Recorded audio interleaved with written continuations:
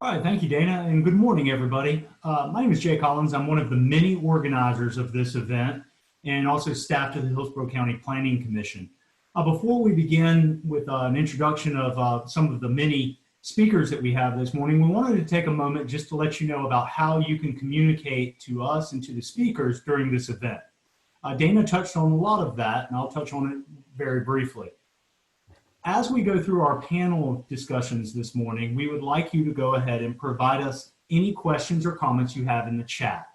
If you would like your question or comment to be seen and read and answered by everybody, please put that question or comment into the everyone chat. You can also feel free to go ahead and reach out privately to any of the participants that are here, as well as to the panelists if you have something that you'd rather have them answer privately to you. But we would again like to be able to have a robust conversation at the end of the panel discussion with some question and answer. After that question and answer is completed, we would then go into a breakout session.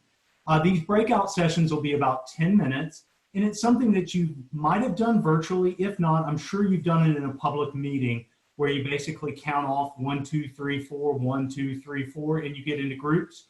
We'll do that randomly, put you into a breakout room, and then all of us will be able to talk about a question that will be presented to us, and then we'll have a little bit of a report out after that. Once we're done with that breakout session, we have about a 10-minute break. That break is open for you to do anything that you want to do. If you want to stay here and continue to chat with people, you can, but there is not an organized event during that 10-minute break. Then when we come back, we would basically do the same exercise again: panel discussion, breakout session.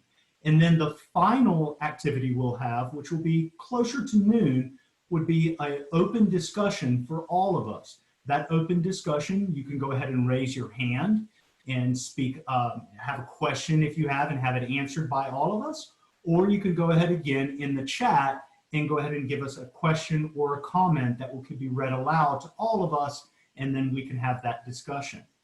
So without further ado, our first speakers of the morning are Melissa Zornita. She is the Executive Director of the Hillsborough County City-County Planning Commission, along with Richard Clariton, who is the Assistant Executive Director of the Hillsborough Metropolitan Planning Organization. Ms. Zornita, please take it away. Good morning, everyone. Thank you so much for being here today. I'm thrilled to see some folks who I haven't seen in a while in real life. And so this is great to see such a great group here today. As Jay said, I'm the Executive Director of the Hillsborough County City-County Planning Commission. And part of the reason that we're putting this event on today is because about 2 years ago, the Planning Commission, the MPO, and the Hillsborough River Board for the first time put together a joint strategic plan. And within their strategic plan, some of the priorities were looking at how to better link land use and transportation and how to enable transportation choices. Specifically, one of the strategies they wanted us to explore was looking into ways to find new ways to fund transportation choices, including looking at how to create more private sector partnerships or value capture of new or redeveloped property around transportation improvements. So this really gets at the heart of how can we leverage our transportation improvements to create more the type of land use that we want to see in a certain area, and then how can we further leverage that to create perhaps a funding source, which, as I think everyone who's on this conversation knows, has been something our community has struggled with over the years, to find some dedicated funding to support infrastructure. So we're excited to have this conversation today, to have great panels of experts who can share not only what's happening in our community, but also what's happening across the nation in this regard. And then also to get your input through the breakout sessions. So I hope you all will be able to participate throughout the morning and give us your input at the appropriate opportunities in the breakout sessions. If you're not able to spend all morning with us, we are going to be recording this as well as making the presentations that the presenters make available on our website afterwards. With that, I'm going to turn it over to Rich to say a few words. Hi, and good morning, everybody. Very pleased to have such a great turnout. And I'm just going to make a few remarks, which I don't think are going to be a big surprise to very many of you, but I think it's important maybe to try to put this into a bit of a context. Melissa did a good job sort of setting the stage. And the funding struggles, which she referenced, I think are sort of indicative of the things that we have to consider when we're putting together our long-range transportation plan, which here in Hillsborough is called the It's Time Hillsborough 2045 plan, and it really is time. And that was premised on the All for Transportation sales surtax that was the subject of a referendum almost a couple years ago. It seems like a long time ago, but it was only 2 years ago. So just for everybody's information, I'm going to throw some facts out, or factoids, I guess. The surtax was expected to add about $10 billion to our transportation funding over a 20-year period. That's almost 50% more than what we take in now. So it was pretty significant sum of money. And without it, of course, we can do a lot less than we thought we were going to be able to do. So it's important really to understand sort of the consequences. And I'm just going to give you a few of those, because we are largely based, our plan is largely based on 4 what we call performance-based investment programs. So some of the outcomes with and without the surtax, under what we call the Good Repair and Resilience investment program, with the surtax, we could resurface all of our roads on a regular standard cycle of about 17 years between repaving. Without the surtax, we can only do about 60% of that amount. As far as stormwater improvements and drainage improvements to protect highly vulnerable and critical roads, without the surtax, we're looking at about a $94 million shortfall.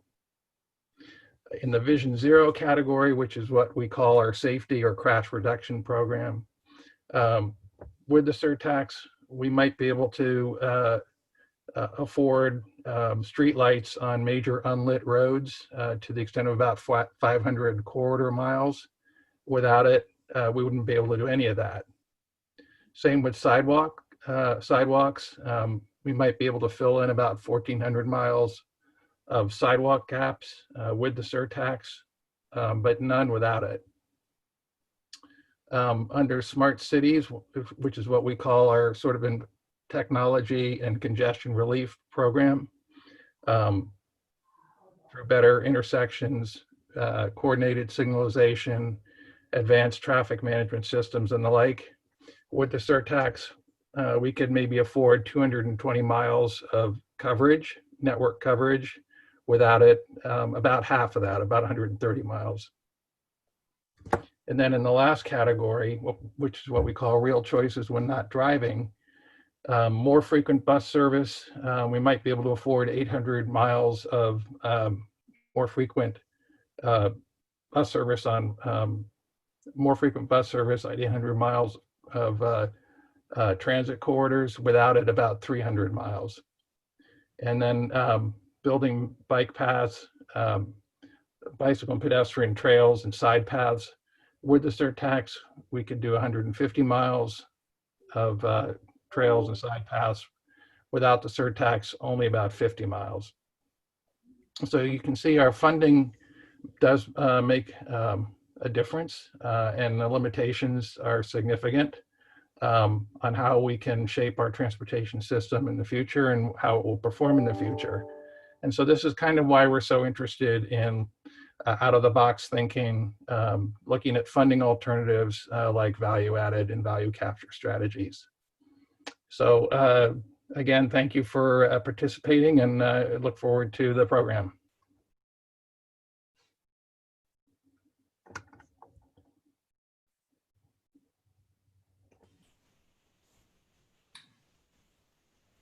All right, thank you, Mr. Clarity. I really appreciate that. And up next, I would like to introduce Dr. Mark Hathen with the University of South Florida's Urban and Regional Planning program.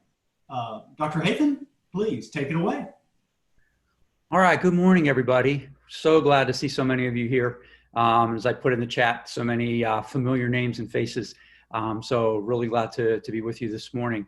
I have the privilege of introducing some speakers for this first topic session. And, first will be Dr. Victoria Perk. She is with USF Center for Urban Transportation Research, and she's the program director of transit research for the institution. And she is one of the experts that we have kind of unearthed when it comes to value capture, value added strategies. So we're very excited to have her with us. Our second speaker will be Austin Gibble, who is the project development planner for Indigo, the Indianapolis Public Transportation Corporation, and incidentally, a distinguished graduate of USF's Master of Urban and Regional Planning program. And then finally, we will have Darnell Grisby, excuse me, I keep wanting to say Grisby, who is the Director of Policy Development and Research for the American Public Transit Association. Or American Public Transportation Association, that should say. And he is also a recognized expert who has published and done podcasts and really all over different media on transit, property values, and especially on social equity, because the social equity component of value capture is really very important. That's our lineup for this first topic session. And I will start off giving you a little bit of background on how we got to this point here with the study that sort of prompted this and why we're having this event today. So I am going to try to share my screen. I'm hoping everyone can see that. All right. So the Plan Hillsborough study was something that I was approached about a year ago by the Planning Commission and the MPO. And they were really interested in sort of getting across the breadth and depth of ways in which value capture and value added can be used to generate additional revenue to fund public transportation. With value added, value capture, there is frequently this sort of the idea that it only funds transit, but as Richard pointed out, this includes things like resurfacing roads and putting in sidewalks and bike trails, all sorts of different types of mobility and safety measures. And so it's really important for us to see what options are available out there, how different cities and counties have gone about utilizing value capture, value added strategies to fund various projects. So we're gonna see, all right, hopefully I can, yeah, there we go. So the study that we undertook went about in 4 phases. First was a literature review. It was a pretty extensive literature review, followed by sort of combing through our results from the literature review to identify some relevant case studies, some examples that have been reported upon by a variety of academics and practitioners, et cetera. Phase 3 was to just sort of go in depth, report out on the case studies that we picked, and to make some recommendations about which ones that we should really focus on. Then kind of report out on that. And then finally, here we are. We're going to report out to you and identify some next steps that we can take here in Hillsborough County towards enacting and sort of applying some of these value capture strategies. So let me just go through this a little bit. Won't take long. So the literature review afforded me the opportunity to create a supervised research class and involve 5 of our Master of Urban and Regional Planning students to help conduct the research. So I want to thank Vasilia Alekberdieva, Mercy Muga, who is here with us today, Samuel Stokes, Aaron Young, and Han Boju, who did the bulk of the heavy lifting when it came to doing the research. And they came up with quite an extensive list of literature, which included, like I said, academic journal articles, but also published reports, media outlet, news stories, et cetera, that really gave us a great idea about value capture strategies, not only in the United States, but across the world. So in our phase 2 and 3, kind of drilling down to the relevant value capture case studies, we came up with several. One was Eugene Springfield, the Lane Transit District, which has a pretty successful BRT, and there's some really interesting findings regarding value capture related to that line. San Francisco, the Metropolitan Transit Authority, their Transbay Transit Center, which is an enormous project, which one of the value capture strategies they used was naming rights. Pittsburgh and the Port Authority of Allegheny County and their BRT busways, and some of the findings there with regard to property values along the corridor. Santa Clara County, well, the Valley Transportation Authority, their BRT and light rail. I kind of chose this one simply because of the challenges they are facing in getting some of this stuff put in, but they have utilized some value capture strategies in the meantime to try to generate the funding to complete these projects. Seattle, King County Metro, great example of kind of a holistic project that involved a lot of equity, affordable housing, things like that. Denver, another ginormous project, their Denver Union Station project, part of their fast tracks, which incorporate a bunch of different unique value capture strategies. San Diego's bus high level of service, BRT, Bus Rapid, Houston's Harris County BRT, and Chicago's bus and elevated train in their TIF districts. So here we are, sort of convening these experts in public transportation, the experts on Hillsborough County, particularly from the Florida Center for Community Design and Research, HDR and SB Friedman, planning professionals, that's you. Hopefully, your input will guide us toward creating what our next steps will be. And so I'm really excited that we will be able to do this with you over the course of the events this morning. So with that, I am going to turn it over to our first speaker, who is Dr. Victoria Perk, again, the Program Director of Transit Research for USF's Center for Urban Transportation.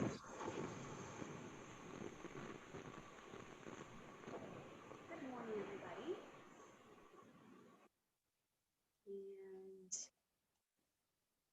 And I hope everyone can see my screen. Excellent. Yes, so good morning. So I'm going to talk a little bit about value capture related to transit. Let me do this. Okay. So my background, my degrees are in economics. So the idea that people are willing to trade off housing and transportation costs goes back many decades in urban economic theory. It does high quality transit service, whether bus or rail, reliably and comfortably provide access to areas of economic activity and therefore have an impact on residential and other property values. And of course, as we're talking about today, this has implications for value capture. If there is a housing premium for access to high quality transit, what might influence this premium? Is it the mode itself? Some think that only rail modes can provide this premium, but research shows that any high quality transit services, including bus rapid transit, can also generate housing premiums. And when we talk about service quality, we mean, does the user find the service, does it get them where they need to go in a comfortable, safe, reliable, and convenient way? But quality also has to do with whether people, including developers and other decision makers, view the service as permanent. Can they see that there has been a meaningful and significant investment in a particular area or corridor? And so as BRT became more popular in the United States over the past couple decades, a new research question emerged. Can BRT impact land uses and property values in a way similar to light rail? There were already many, many studies on the positive impacts of rail systems, but what about BRT? And just to break it up a little, here are some photos of various BRT systems that are operating in the US today. I think that I do need to get in touch with our next speaker, Austin, to get some good pictures of the Indigo BRT to add to this collection. But clockwise from the top left is the Cleveland Health Line in my hometown. And actually there is another example of value capture. They gave the Cleveland Clinic naming rights to the system, which is why it's called the Health Line. And then going clockwise is the Los Angeles Orange Line, the Kansas City Max, the Boston Silver Line on Washington Street, the Eugene Emerald Express, or MX in Oregon, in Las Vegas. And of course, BRT is a very premium service that represents the integration of several very high quality features. There may be level boarding, off-board fare collection, technology like signal priority, exclusive guideways, very high frequencies, etc. So we can apply statistically robust methods to isolate the effects of proximity to stations on sale prices of various types of properties, including residential properties. And the results do tend to confirm the hypothesis that property values are higher closer to stations, reflecting that premium. At Cutter, over the years, we've done about 4 studies on BRT systems around the country, looking at their impacts on housing prices. And the results were similar to other studies conducted for light rail systems. So I'm just going to briefly show results from 2 of these. In Boston, our study was on the first corridor that opened of the Silver Line, which was along Washington Street. We were able to get data on condo sales in buffers around the corridor, and we did find a premium estimated at about 7.6% of the average condo sale price for condos that are closer to the stations via network distances. And those, someone's coming into my office. Bye. I do apologize. Someone came into my office. They didn't know that I was in here. We did a before and after study, and interestingly, even though there was bus service on the corridor previously, we did not find a premium on the corridor from before the Silver Line opened. So that was a really good result. And Dr. Hafen already mentioned Eugene. So we did a study just a couple of years ago on Lane Transit District's Emerald Express, or the MX. The MX has many of the typical BRT features, but it also has an exclusive median guideway with a grass center strip that you can see on the picture on the right. It's aesthetically pleasing, but also serves some operational benefits as well, such as noise absorption. They have these really cool stylized vehicles and beautiful and unique public art at each station. The first leg opened in 2007, and using data from 2010, we found an approximate 4% premium on home sales closer to the stations. And using 2016 data, we actually found that premium increased, which was really an excellent result and reflected the maturation of the service. It is important to note, though, that even though that marginal impact of the proximity to the stations did increase increase from 2010 to 2016, so did the average sale price. So that premium remained stable at about 4%. So some key points. It's clear that high quality transit services do play a measurable role in value capture and economic development. However, it's important to remember that transit is just one piece of the economic development puzzle. And then something that I like to emphasize as an economist is that it's important to consider the marginal impacts per dollar spent on a transit investment. And those impacts per dollar can be greater for a relatively lower cost mode, such as BRT. So in that sense, BRT does provide good bang for the buck.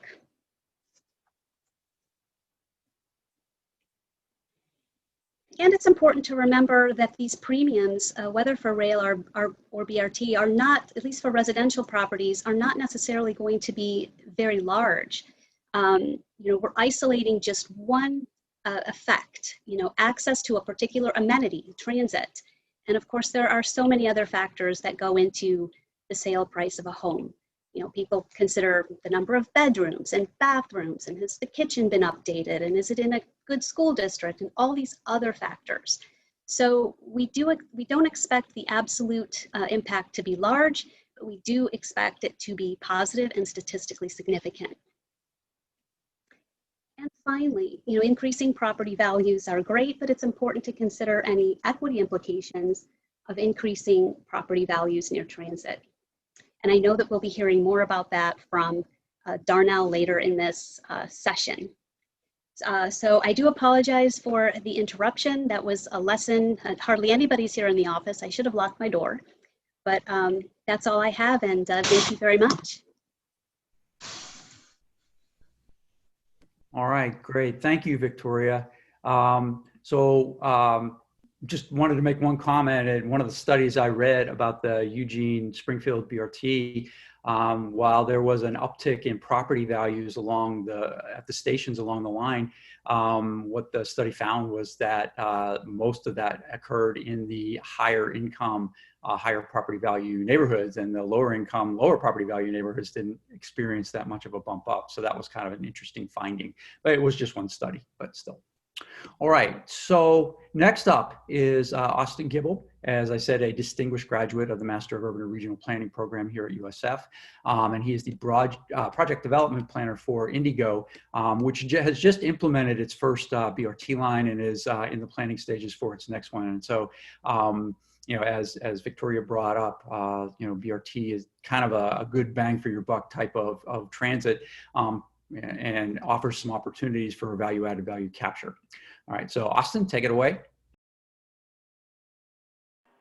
All right, good morning. Well, thank you, everyone. So as Dr. Haven mentioned, my name is Austin Gibble. I'm the project development planner with Indigo. I am also the environmental manager for the Purple and Blue Line BRTs and project manager for several other capital projects and strategic planning efforts here within the agency. I will get into, my focus will largely be on some of the nitty gritty of the red line and kind of how we got to where we are, and then how we are approaching transit land use and value capture from a broader perspective. I can get my screen to work. So just a quick kind of overview of Indianapolis. We are the 15th largest city in the country by population. We have a merged city and county government, and that gives us a huge geographic area of about 404 square miles.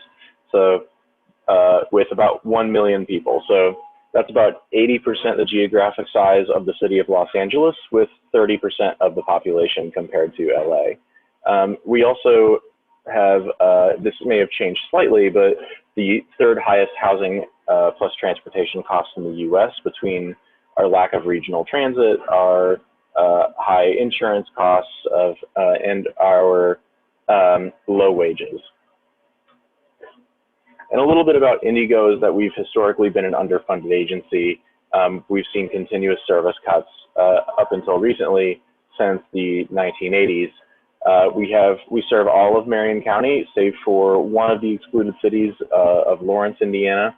And we're in the process of transitioning from what we call ourselves as a transit agency to a mobility agency, where we want to serve as this umbrella authority for all of the mobility needs within Marion County.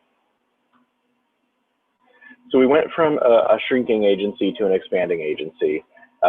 This kind of started happening in the early 2000s when local business leaders and community organizations realized that not having a comprehensive regional transit system was really a hindrance to our residents and to Indianapolis competitively. So we had to go to the state legislature, Indiana's a Dillon's rule state, 3 times to ask if we could hold a referendum to increase taxes. That was finally passed by the state legislature in 2014. We held a referendum in 2016 for a 0.25% income tax, and that was passed to the ballot box by about 60%. And then we started getting additional federal grants, technical assistance grants, small starts grants for our BRT planning.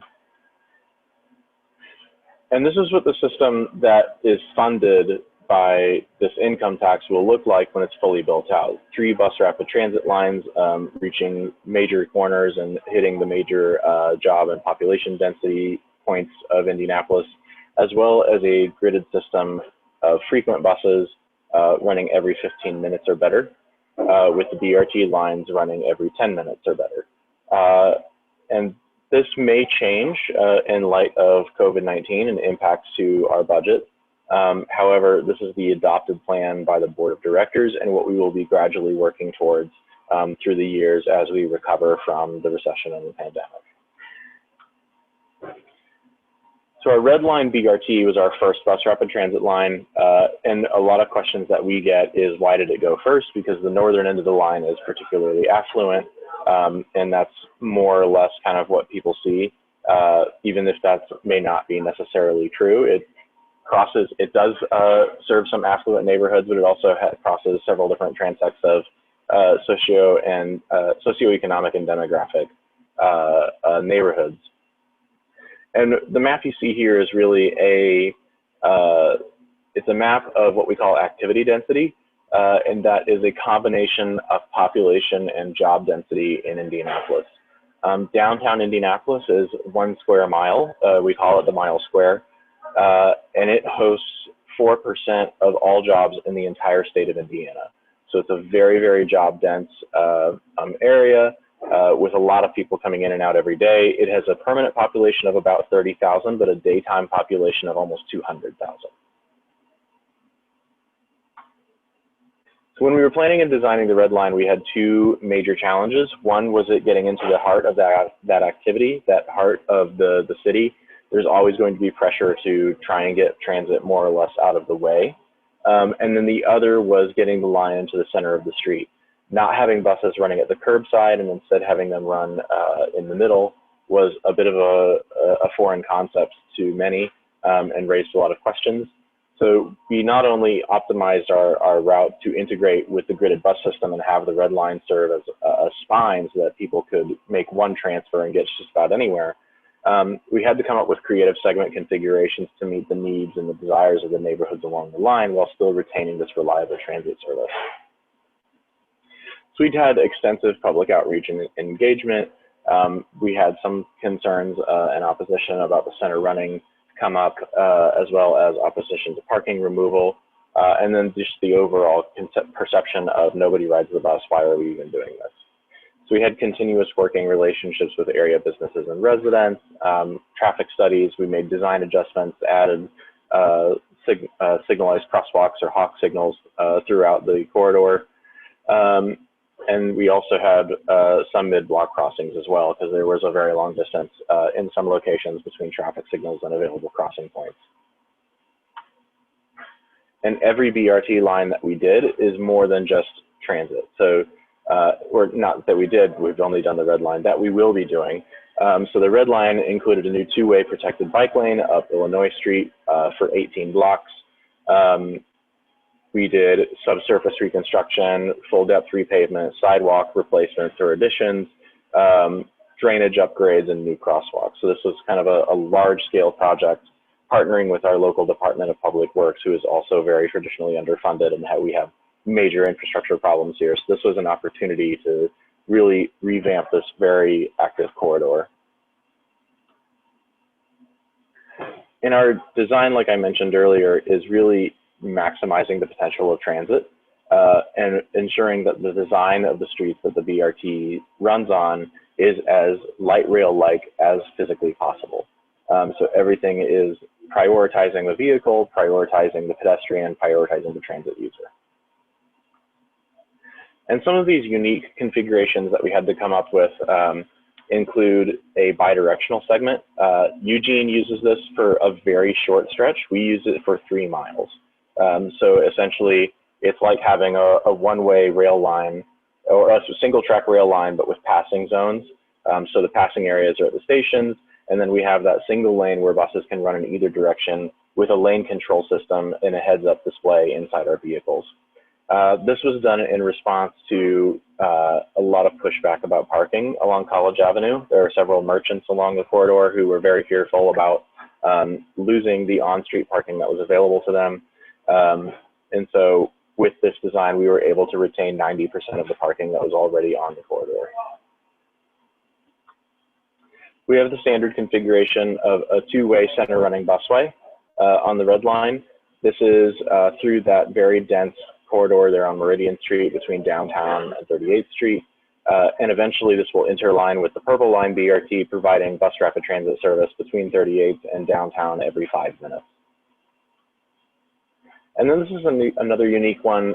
We wanted to keep this single center station and not have people have to go from one block if they were arriving in one direction and then departing in the other direction, having to go to another block. So what we ended up doing was developing a counterflow busway in which the Capitol Avenue that you see here is a one-way street southbound. However, the bus lane there on the right is bus only for northbound. So we were able to retain that single station design and have a single access point to go both directions.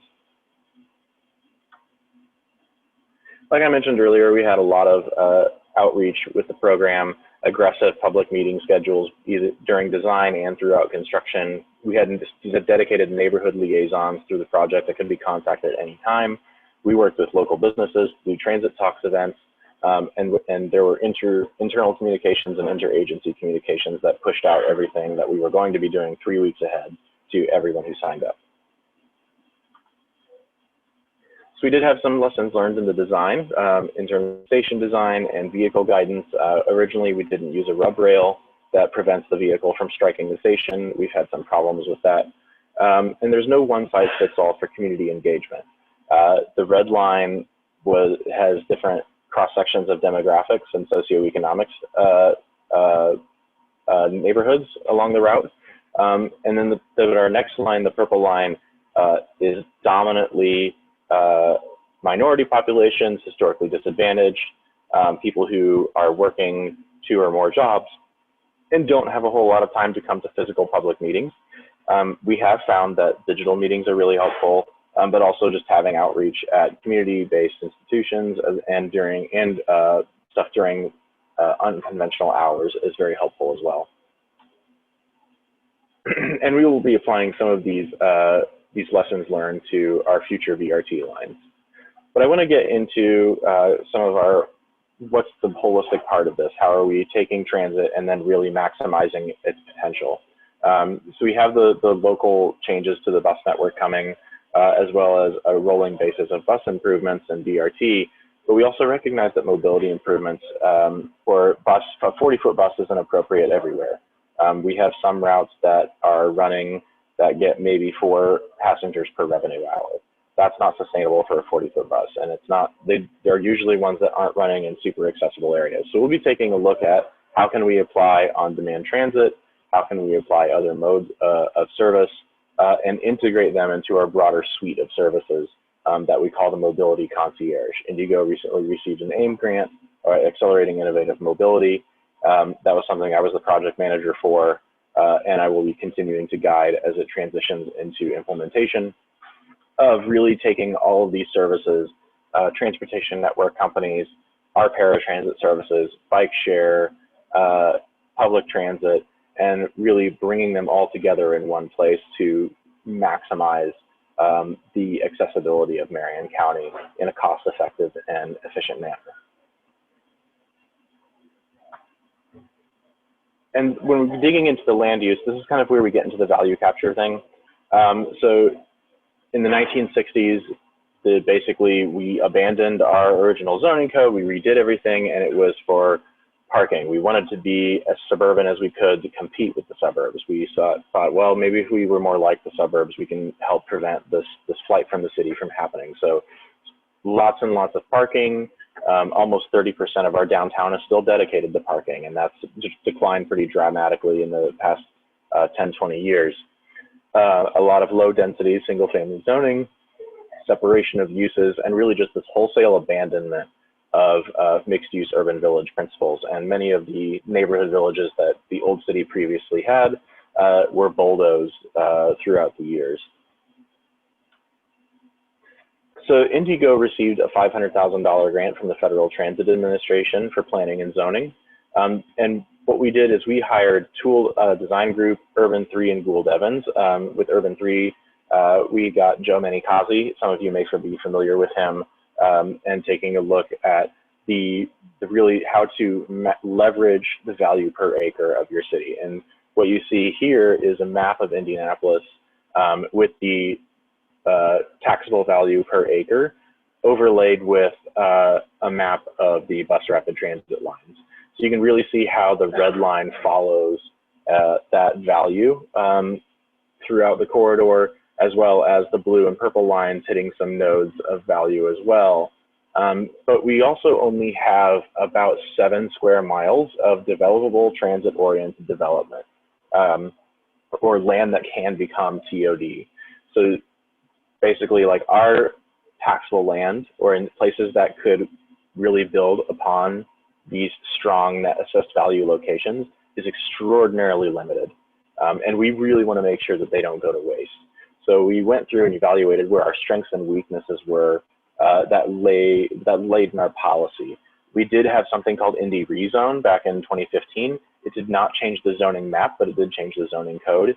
And even then, there were inconsistencies and there were contradictories. And there were still situations in which what we call our mixed use districts, MU1 through MU4, the MU3 and MU4 districts required this really large scale comprehensive planning that required neighborhood buy-in.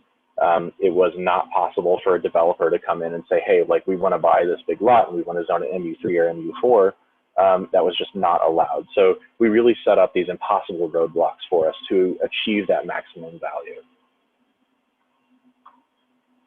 And through this grant, we are making real change through policy. We have a draft set of policies. We've been working with the city council and the mayor, and we plan on having this passed by the end of the year.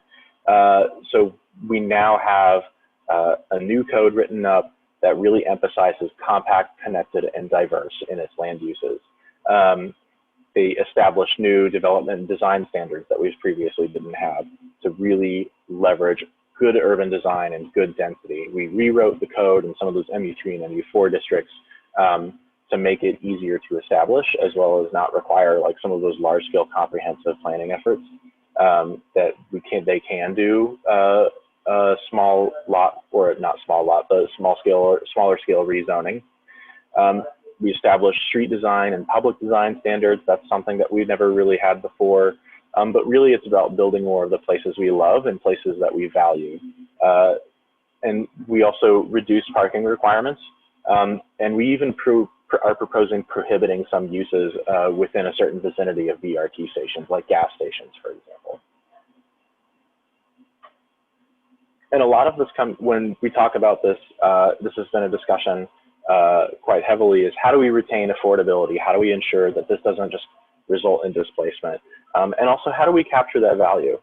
Not just as a transit agency. Obviously, the city captures the value through more taxable property and higher property values.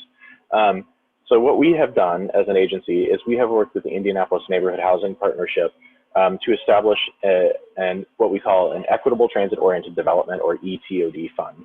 And this is a rotating fund of $15 million partnering with JP Morgan Chase and Sinair and the city of Indianapolis.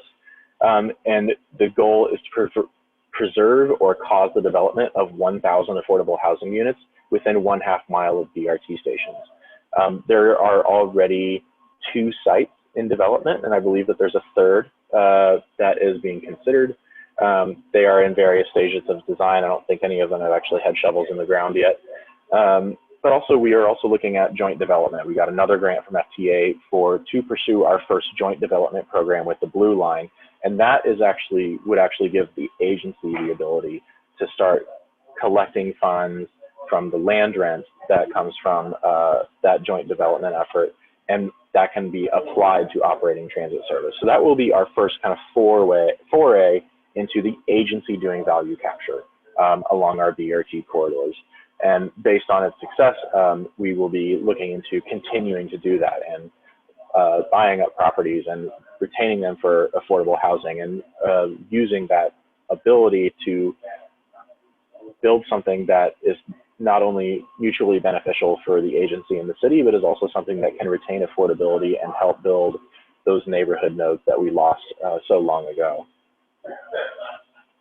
And with that, I will take any questions, or I think we were waiting to the end, I'm sorry. So I will let whoever goes next, and then we can do questions. So thank you all very much. Hello and good morning. I'm going to go ahead and bring my screen up here.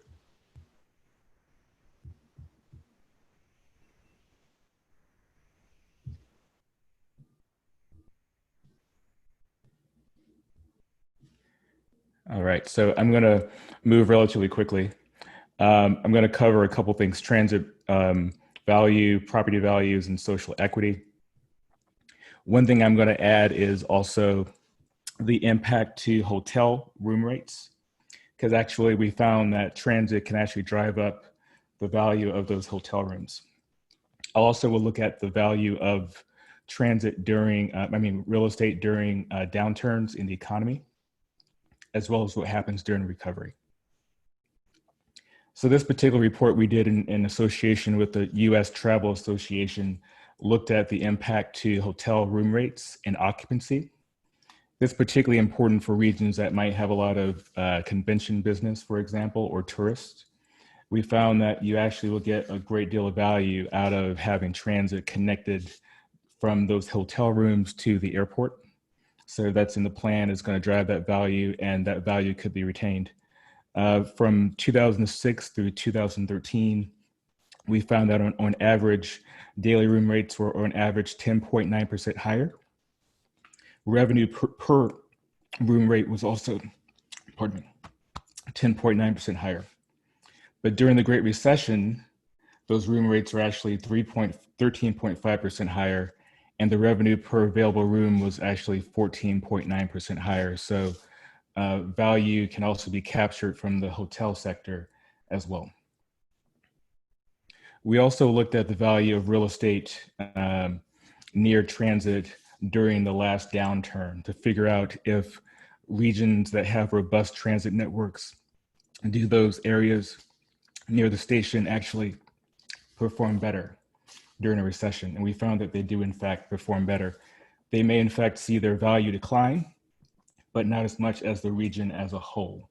So that's a key takeaway. You can be more resilient even during a downturn.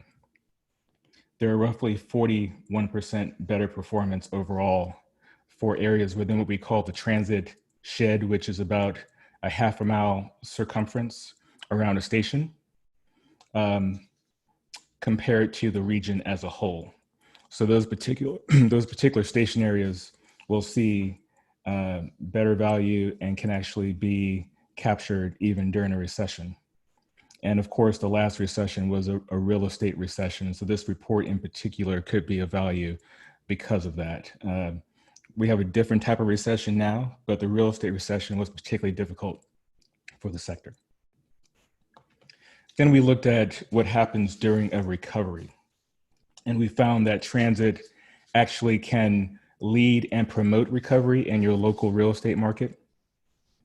And a lot of people talk about what happens to residential real estate. We also found that office space value will also increase and it was actually between 5 to 42% better in areas with robust transit networks that had stations. The value near those stations were up to 42% higher price per square foot for office space. Rental prices for residential also was higher, between 2 to 14% higher in public transit station areas. Now, when it came to to sales of real estate, so this would be condominiums, for example, and homes, those were actually up to 24% higher during this period.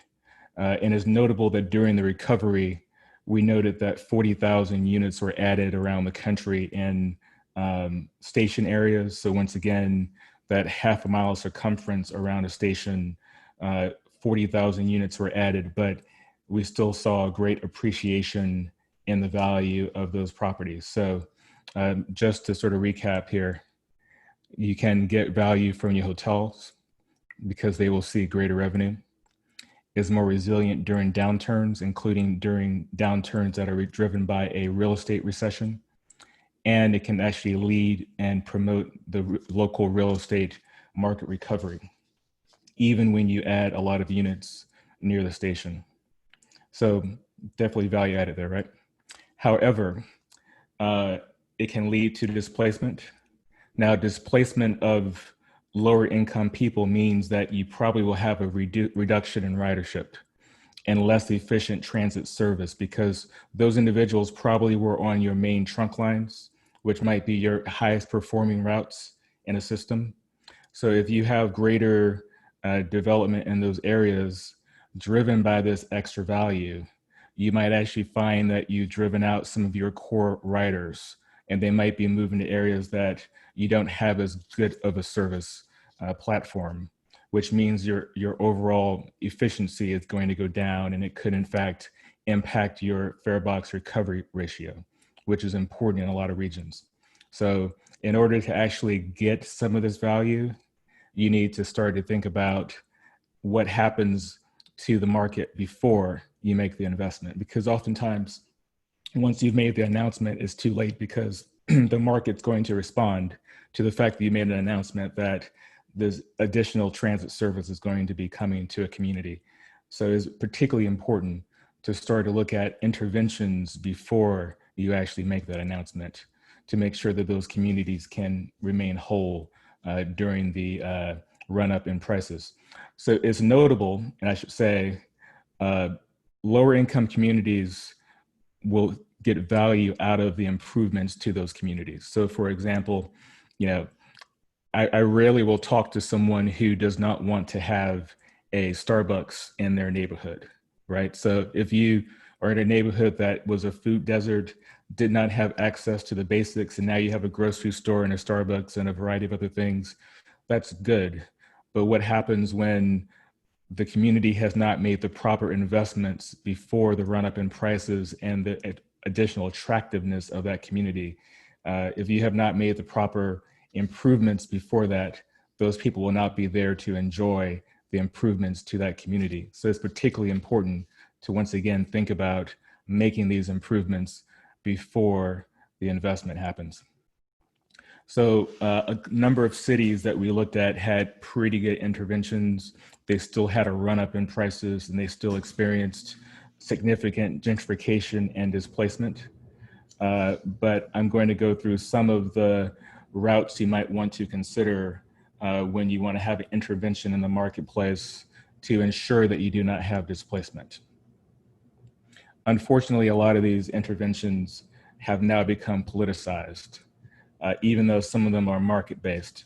So what I'm going to go through is a combination of both what traditionally might be considered more market-based solutions, which might be, historically at least, better for more moderate regions, more conservative regions, as well as what a lot of progressives might want to see, so you can get that political balance. So one of the market-based interventions would be to provide for what we call missing middle housing. So this would be multi-unit housing that has a scale that actually fits into your existing single-family homes. So it does not appear to be something that's going to be dramatically different than what's already there. That actually is pretty cool because it actually makes those community partners and those neighbors less likely to have a problem with the project if it fits in seamlessly. And that's what the missing middle housing does. It's called missing middle because a lot of communities actually zone out these particular types of interventions, so you rarely see them. You'll see them in some older communities and some communities that have decided to make changes to their zoning code, but they're far more rare than they should be. And one of the reasons why missing middle housing is so great is because of the simplicity of construction for developers and the ability to blend into existing neighborhoods. So it leads to a lower price point naturally. The other is, and someone covered this earlier, providing more funds for affordable housing construction. By allowing an increased number of affordable housing units near transit, overall community affordability may be addressed. However, some communities are finding this particularly difficult to do, particularly in an environment that we are getting more and more politicized and divided as a country. Is affecting some of these interventions. The other is to reduce or eliminate parking minimums around where the transit improvements will go. Requiring more parking than developers or the market deem necessary can drive the price of housing higher while reducing the attractiveness of the transit alternative that you're providing. So essentially you would be reducing the power of the tool that you're introducing to the community. We don't want to do that, right? Because you're going to spend a lot of money on it. You might as well get the full benefit. The other is to reduce permitting wait times. The longer a developer must go through a permitting process, the higher the costs are to hold that property, and that translates into higher costs that gets passed on to the end consumer, and that drives out affordability. You can also allow for higher density in desirable neighborhoods. A lot of times we want to use our transit intervention to connect some of the more desirable communities. That's something you see around the country. However, with higher income buyers increasing the demand for desirable locations, lower income groups can be displaced to areas further away with less public transit service. This will increase VMT and once again, decrease the power of your new transit product.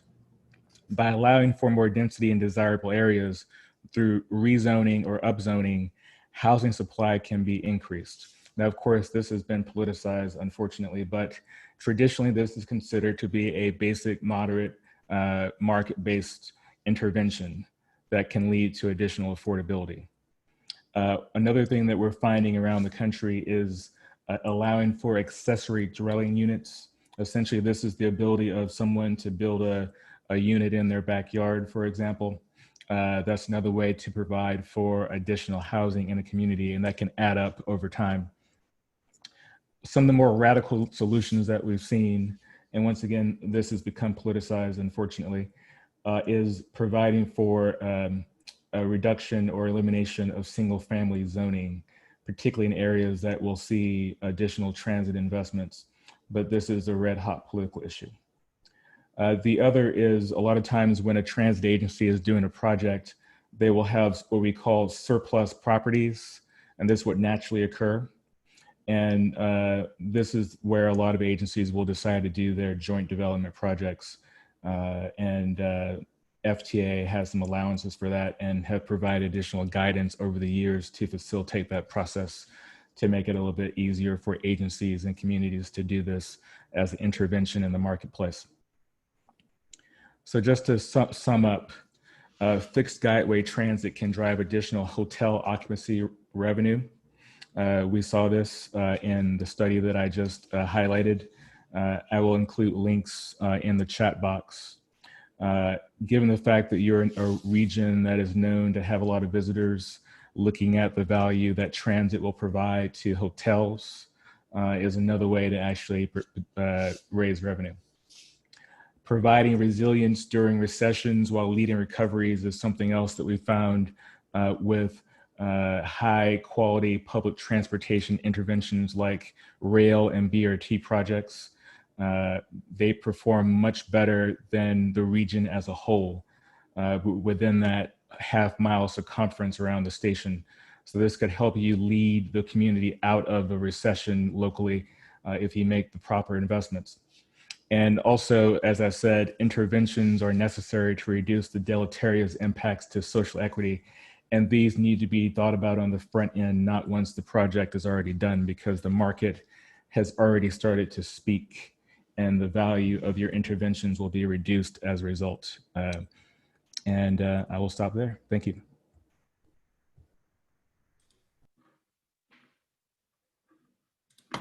All right, thank you, Darnell, and thank you also to Austin and to Victoria.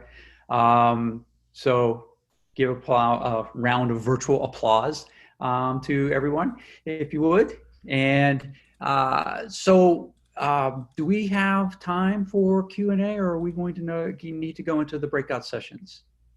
Jay? I think we have time for a few minutes of questions if anyone would like to submit one. I know Mr. Ron Weaver has a couple of them about some of the percentages used between Victoria and Darnell. We could talk about those, or there could be the ability just to go ahead and do a sidebar with Mr. Weaver and answer those questions. Okay, well, I believe Katrina's been collecting the questions. Maybe is there sort of a theme to some of the questions that we could address?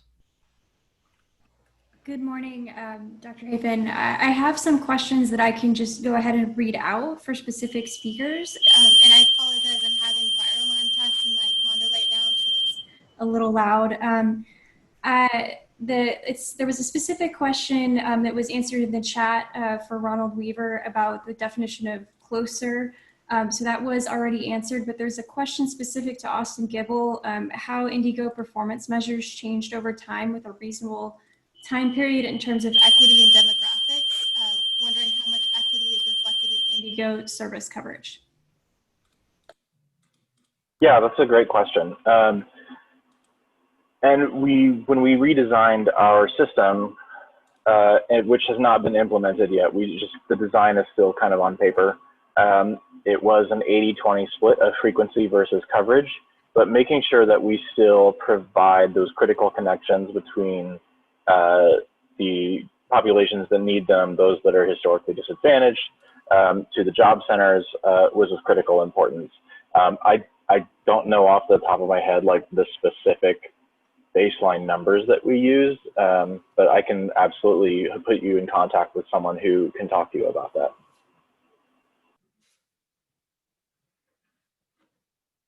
Okay, if everyone doesn't mind, I think we should start our breakout session. Is that all right with everybody? That sounds great, Dana. I would say just go ahead and explain what we're about to do to them, and then we'll go ahead and do that. Awesome, thank you so much. All right, so we're gonna do our first breakout question. I've broken out everyone into 6 rooms. There's about 7 or 8 people in each room. Please feel free to speak up and respond to the question. Each room has a facilitator who will press record, share their screen, and do a whiteboard feature and take notes on the whiteboard. And then we'll save their whiteboard at the end. And at the very end, when we're all going to come back here in about 10 minutes, the facilitator will bring one big takeaway and share in about 1 minute with the group.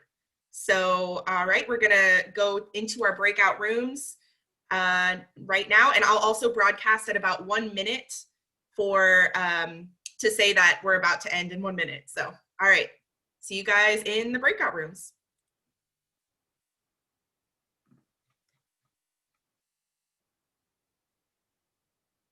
And I think you might have to press join.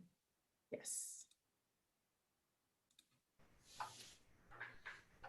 So we drew the boss. Hey, that's me. I'm the facilitator. So team 6. We are team 6. And the question is, how does your job or job sector relate to value capture?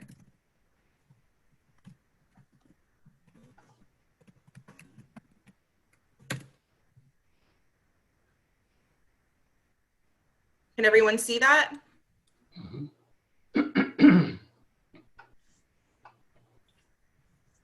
So feel free to jump in. Let's see. Caitlin, are you from the Tampa Bay Times?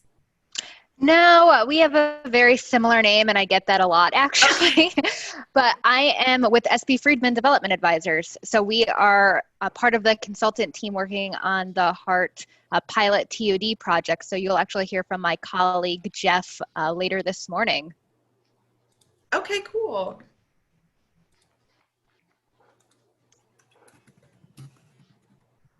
But I'm happy to kick us off and talk a little bit about what we do at SB Friedman and how it relates to value capture.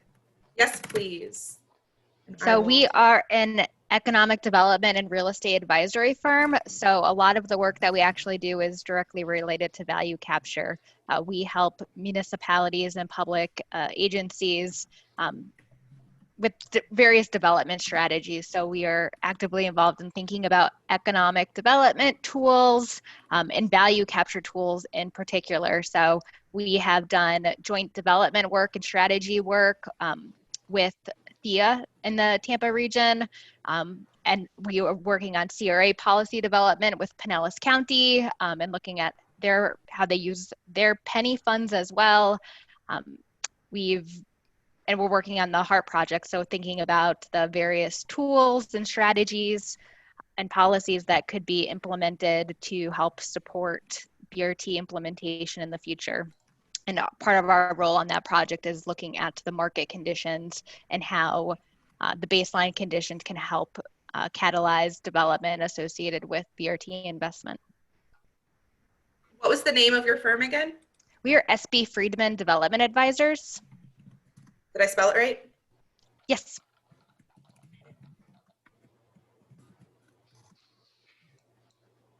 Thank you. I would definitely like to ask you more questions about that, but let's see if anyone else wants to jump in, Sean or Ron. Okay. I think one of the speakers mentioned there were like between 10 and up to 42% value added for office, since I'm a lawyer, of course, with a law office. That number seems a little high, that transit could be up to 42% increase on what is already a $30 or a $35 rent in this market. What did some of the others think about the office component? I know we heard also from residential and half a dozen other product types, but what did you all think of those stats on the value add to office? Or what would you have guessed? Let me put it that way, maybe, Dana. I actually don't have experience with value added yet. Maybe Caitlin has a thought.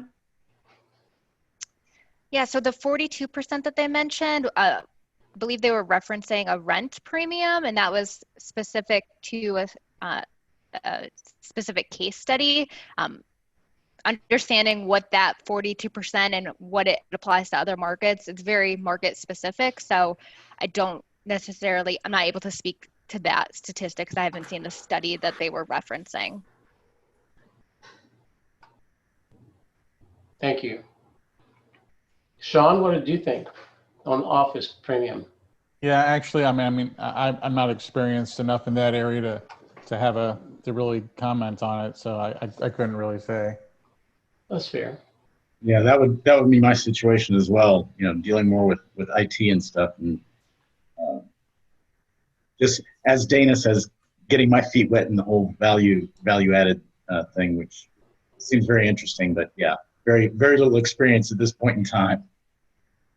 It's understandable as well. What's the next question, Dana?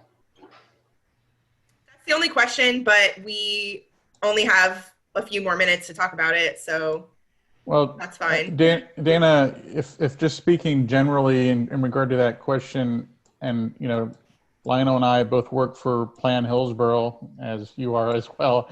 Just speaking generally to answer the question about Plan Hillsborough, we deal both in long-range land use planning and from the MPO side in transportation and transit planning. So, both those areas together are, directly relate to value capture? Yeah, I think from my limited experience dealing with the whole politics of it, is from our agency developing plans and again, a lot of what Caitlin mentioned that her company does is trying to see what would be the best way forward to unite the land use with the transportation and the whole mobility feature of it. It seems like the struggle then after getting a plan and getting with the public involved then is getting it pushed through the whole political system and getting that backing to be able to go from a plan getting a plan, getting everybody to accept the plan, and then getting it funded and initiated seems to be one of the biggest hurdles moving forward. Yeah, I was going to ask, what are some avenues to push value added through policy, new policy, goals, objectives, and policies in the plan.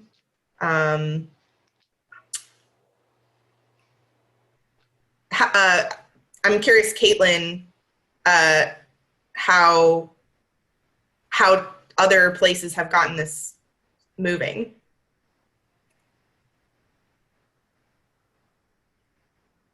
Yeah, so a lot of it is very market specific. So, and it's really about identifying the challenges for your specific community and the goals that you want to achieve.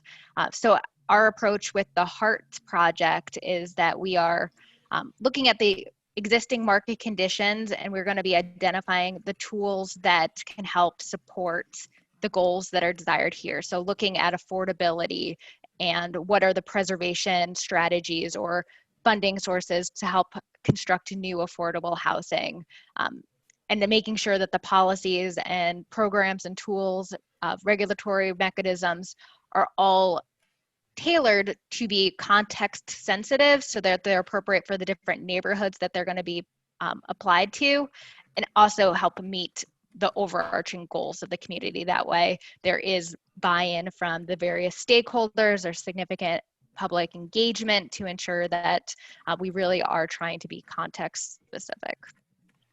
Do you find that one of the more difficult things is getting the stakeholders, as far as like the public who you're trying to serve, getting them involved?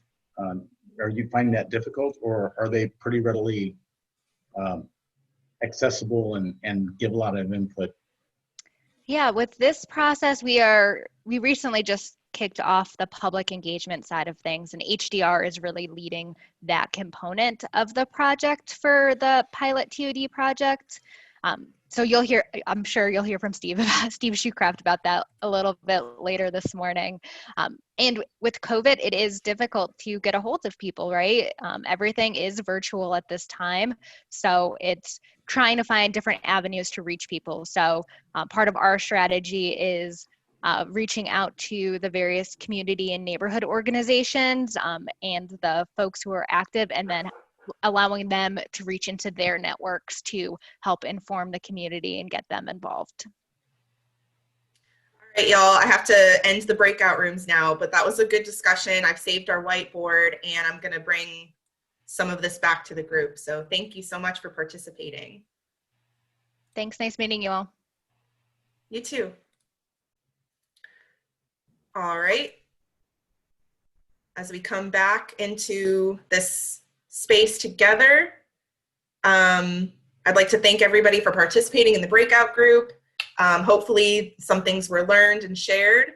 And now we're quickly going to have the group facilitators share something that they brought back from their breakout group. So I'll go first. We were group 6. We actually had a value-added professional in the group, and she mentioned that in order to push, policies through and get programs going, that public engagement is key to make sure that the goals of the community are taken into consideration so that there's buy-in from the very start. And I thought that was really interesting and important. So let's go to group one. Let's see, the facilitator for group one was Allison. Hi, good morning, everyone.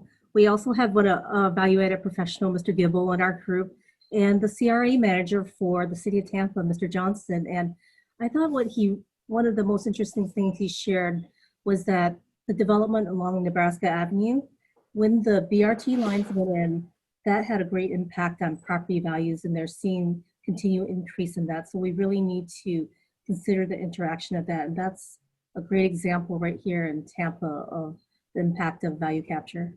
Thank you. Thank you. Breakout room 2 was Jay Collins. Yeah, we had a very good conversation about the dance between the private market and government's intervention in it, and how that is not the right thing for everybody, meaning that what happens here may not be the same thing that happens in California or in New York or in Texas. It's going to be a little different for every area. Great. Breakout room 4 was Marianne. Hello.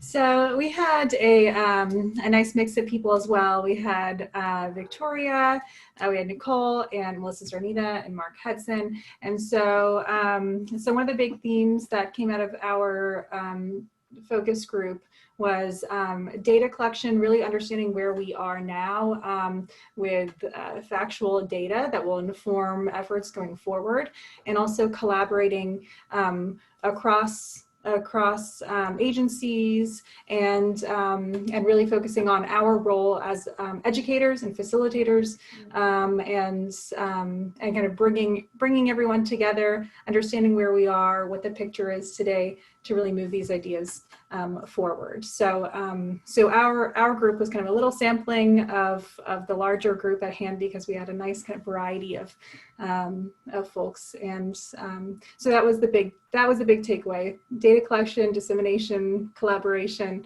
and education as well. Awesome. Great comments. And breakout room 5 is Katrina.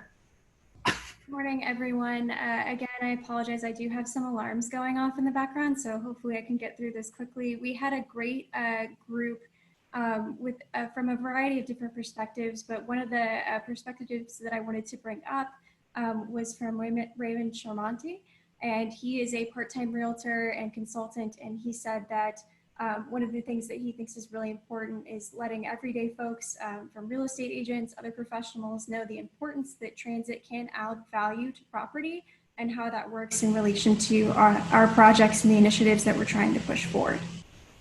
Thank you. Awesome, thanks. And I also missed group 3, and I apologize, you're very important. Mark.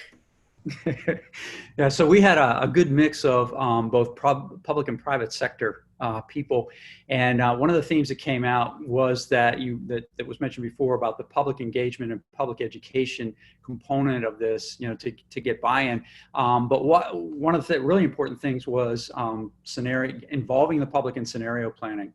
Kind of getting out in front of trends so that you can make some decisions, before some of this stuff happens.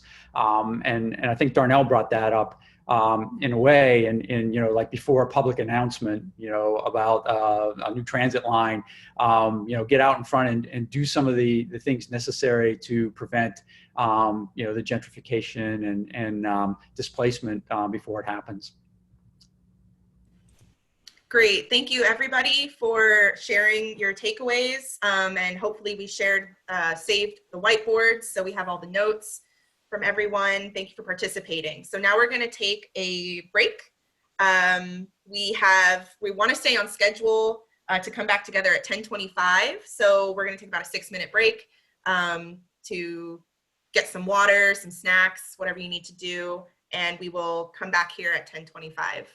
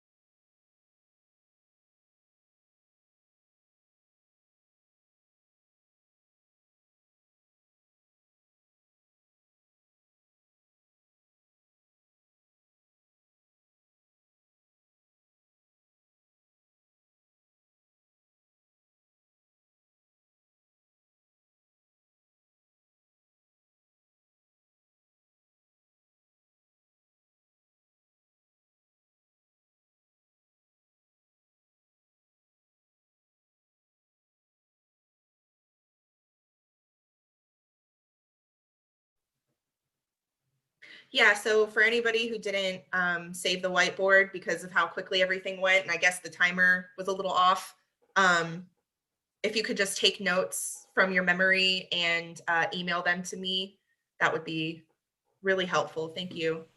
I know it went really fast.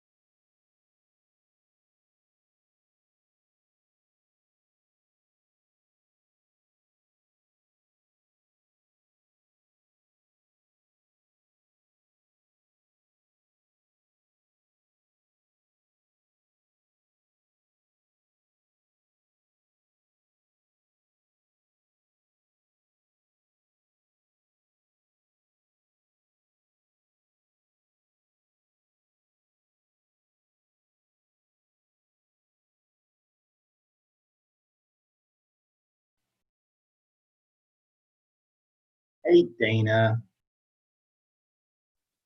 Yeah? You're doing awesome. You're a natural.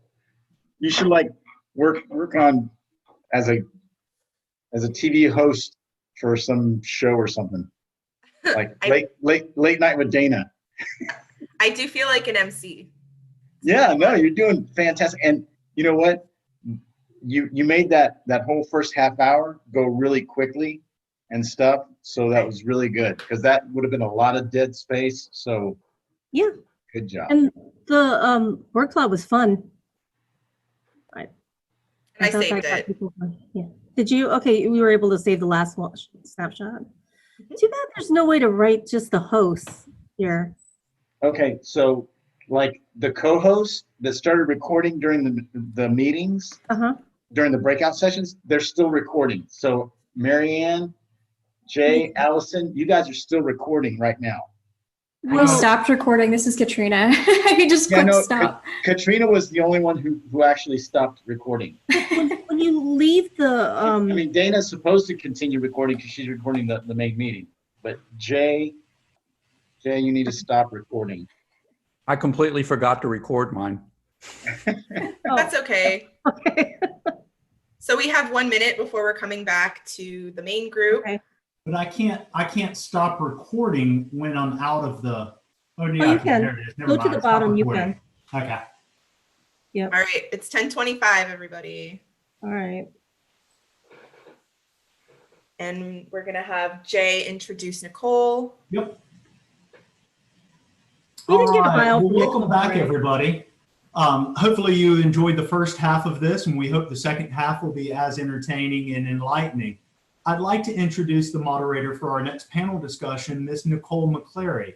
She is a senior project manager for the Hillsborough Area Regional Transit Authority, HART, and is a project planner for the FTA TOD grant that HART was recently awarded that you're going to learn a little bit about this morning. Take it away, Ms. McClary.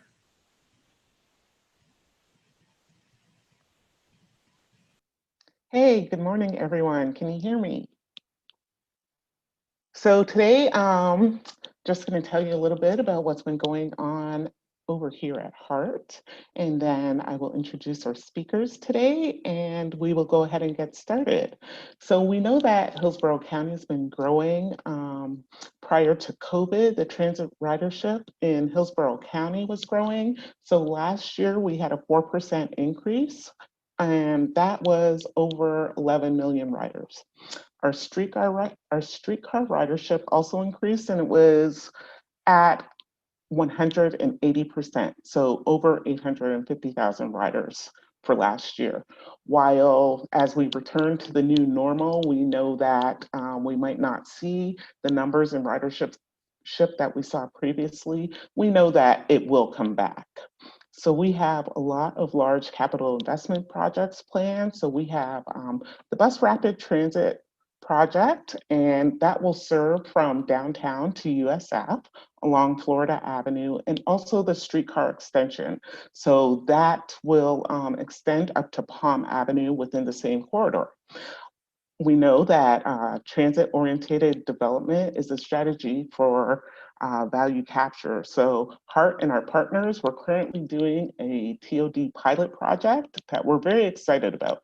And this will help us determine how to successfully implement TOD policy within Tampa and within the corridor to provide value to our residents as well as the private sector. So let me tell you about who we have speaking today. We have some superstar planners. So I'm really excited to present them. We have Taryn Sabia. She is the director and a professor at USF, the Florida Center of Community and Research. And she's in the School of Architecture and Community Design. So the center's mission is to assist citizens in Florida in creating more livable and sustainable communities.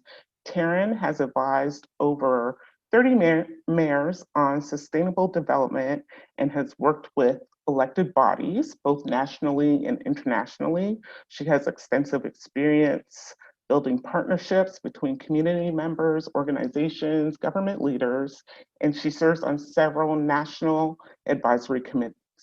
So Taryn's going to speak to us today about the future of TOD in Tampa. And then we have Steve Shoecraft, who is a city planner and an urban designer with over 25 years of experience.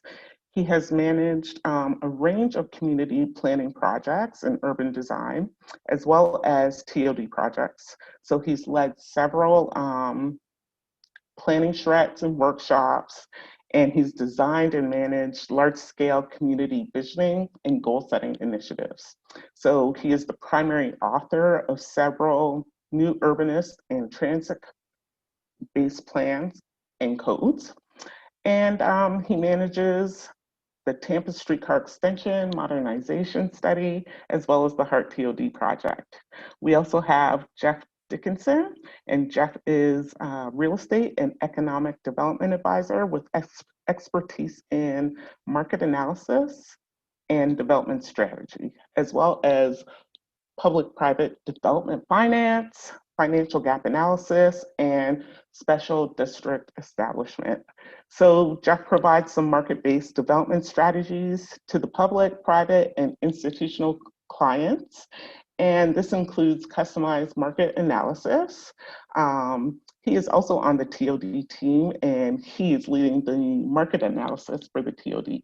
So Steve and Jeff will share with you an overview of the TOD study, and then also share some initial observations about conditions along the project corridor. So with that, I will say, take it away, Taryn.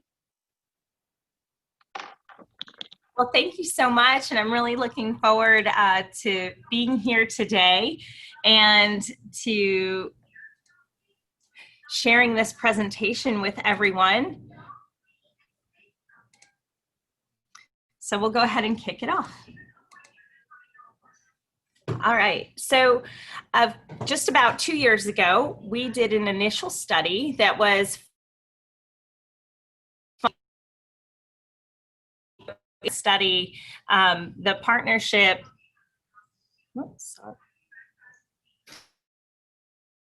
TOD in Tampa Bay could look like.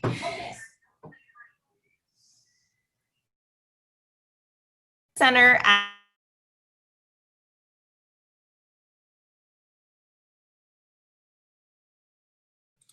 Okay, we lost Taryn. Taryn, we can't see your screen or hear you.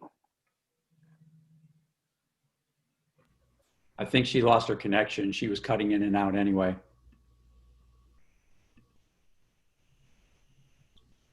Yeah. Do we want to go to the next?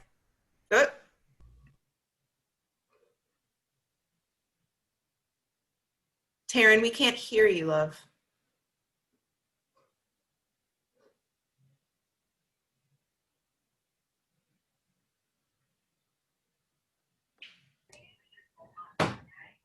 All right, is it back up? Yes. All right, thanks, Dana. I'm sorry, Zoom was giving me crazy update messages right in the middle. I apologize, everybody. So the Florida Center for Community Design and Research was founded by the Florida Legislature in 1986 to assist the citizens of Florida in creating more livable and sustainable communities. We are part of USF and have done a number of projects throughout the state of Florida, as well as across the United States and now internationally. We used two key definitions for the project that we embarked on to study transit-oriented development and value capture in Tampa Bay. And this was really to ground us in a general definition to help guide overall practices as we looked for best practices across the country. So transit-oriented development, which many of you we've already talked about, but creates that walkable, compact, dense, mixed-use community, which is near transit. And we'll talk about that near transit component more. And value capture, which is harnessing a portion of that value that transit confers to surrounding properties to fund transit infrastructure or make improvements within those transit station areas. So we looked across the country to develop case studies on best practices and also a list of what we thought best practices look like. These are the key best practices that we determined from looking across the United States at both bus rapid transit and other fixed rail transit projects. So generating performance-based goals for TOD was a key best practice that we found. Understanding value capture methods and strategies. Establishing station area design standards. This was also key in being able to successfully achieve those performance-based goals. Defining zoning for TOD and supporting land use strategies. And then we took a stab at designing conceptual TOD sites based on these best practices. So we heard mentioned that scenario planning was key. So we'll show you a little bit of the work that we did for Hillsborough. So for performance-based goals, these were the key categories that we saw over and over with our different transit agencies and communities that we were looking at for transit-oriented development. So supporting 21st century transit, advancing equity, a mix of uses, leveraging investments, healthy communities, and really setting goals to that, affordability, which really had a focus on affordable housing, and sustainability. So one of the case studies was San Francisco. We looked at BART, and I would say that BART really does have one of the most robust performance-based metrics. They have tied their metrics to key things, including sustainable community strategies, but especially value creation and value capture. So they have really tried to address the numbers in looking at these key categories. They also were looking at affordability. As we know, housing in California is a big issue at this time. So they have built these into their transit-oriented development policies. Los Angeles is another great example. Los Angeles had a really strong focus on not being as auto-dependent anymore. So they wanted to reduce that dependency on the automobile and create a much more healthy community where people could walk and bike, as well as looking at the affordability components. And this is really reflected in their metrics. So the next best practice was under the value capture methods. We have primary methods and secondary methods based on that collection of studies. And so developer fees and exactions, special assessments and taxes, tax increment financing, we are very familiar with that here in Florida, joint development, naming rights and mobility fees fall under that secondary method. So when we look at that value capture, we can see that, you know, when new transit is announced, that's kind of our baseline. And then as transit opens, we see that curve start to grow. And then we move into the additional impacts after transit is open. So really thinking about how we design and plan for the value capture as we start planning for transit is really key if we want to make the most for that return on investment. So Dallas has a really great example of really getting a good return on investment for its system. Their system is 93 miles long, but what's really interesting about Dallas is they're using a TIF to help fund not just one boundary area, but rather 4 districts that extend upon a line. So this is a bit different than how our TIF works here, where we have a CRA and a specific boundary, and those dollars are spent within that boundary. Where in Dallas, they define their TIF along the entire transit line and within 4 districts. So one district can generate funds that can be spent in another district. It can be spent on station area improvements. It can be spent on infrastructure. It can be spent to maintain the system itself. And it can also be spent to expand the system. And so Dallas has really utilized their tax increment finance to do that. We would have to expand our definition a bit in order to be able to use tax increment finance across an entire transit line, though it could be a very effective tool for us here in Hillsborough. New Quincy, Massachusetts, this is part of Boston's T. And the interesting piece about this is that they used joint development, public-private partnerships, and an assessment district. So this is not so different than how the TICO streetcar was established, and is a great example of looking at how we can create joint development and assessment districts. And so utilizing those methods and models as well can help. And oftentimes we're seeing combinations of value capture when we look at those best practices. So it doesn't have to be one or the other, but it can be this and this. So we don't have to just create our equation out of one value capture method. We can use multiple, and it might make sense to, depending on where that transit line is. So station area design standards is the next best practice.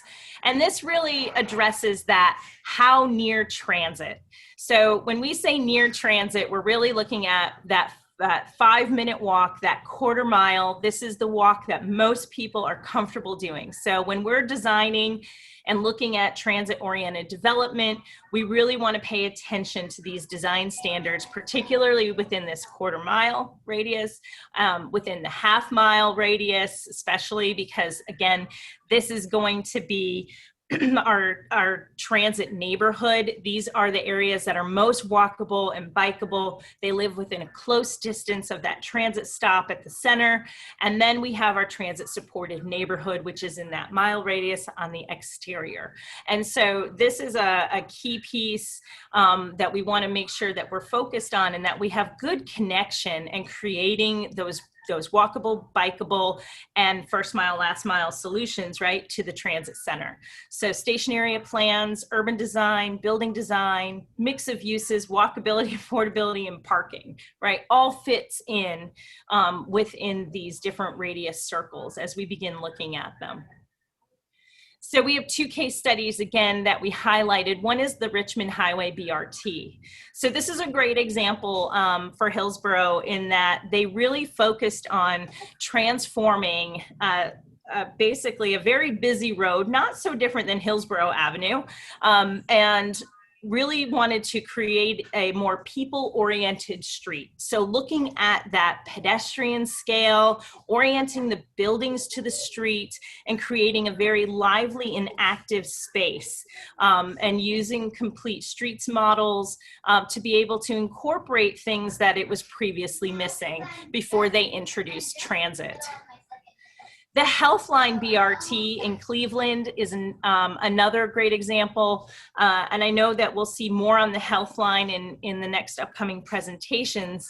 But their strategy was thinking rail while using bus. And this is really key when we talk about BRTs and transit-oriented development, because it really does set the trajectory of a fixed system, something that has a dedicated right-of-way, because we want to give as much of a sure thing as we can so development will follow and create that value. So this was public realm focused. They really did look at creating and utilizing multiple modes to connect in. And one of the specific features is that they really wanted to enhance the identities of the districts and neighborhoods they were serving. And so this was key to their design standards that they built in. They branded the health line around that.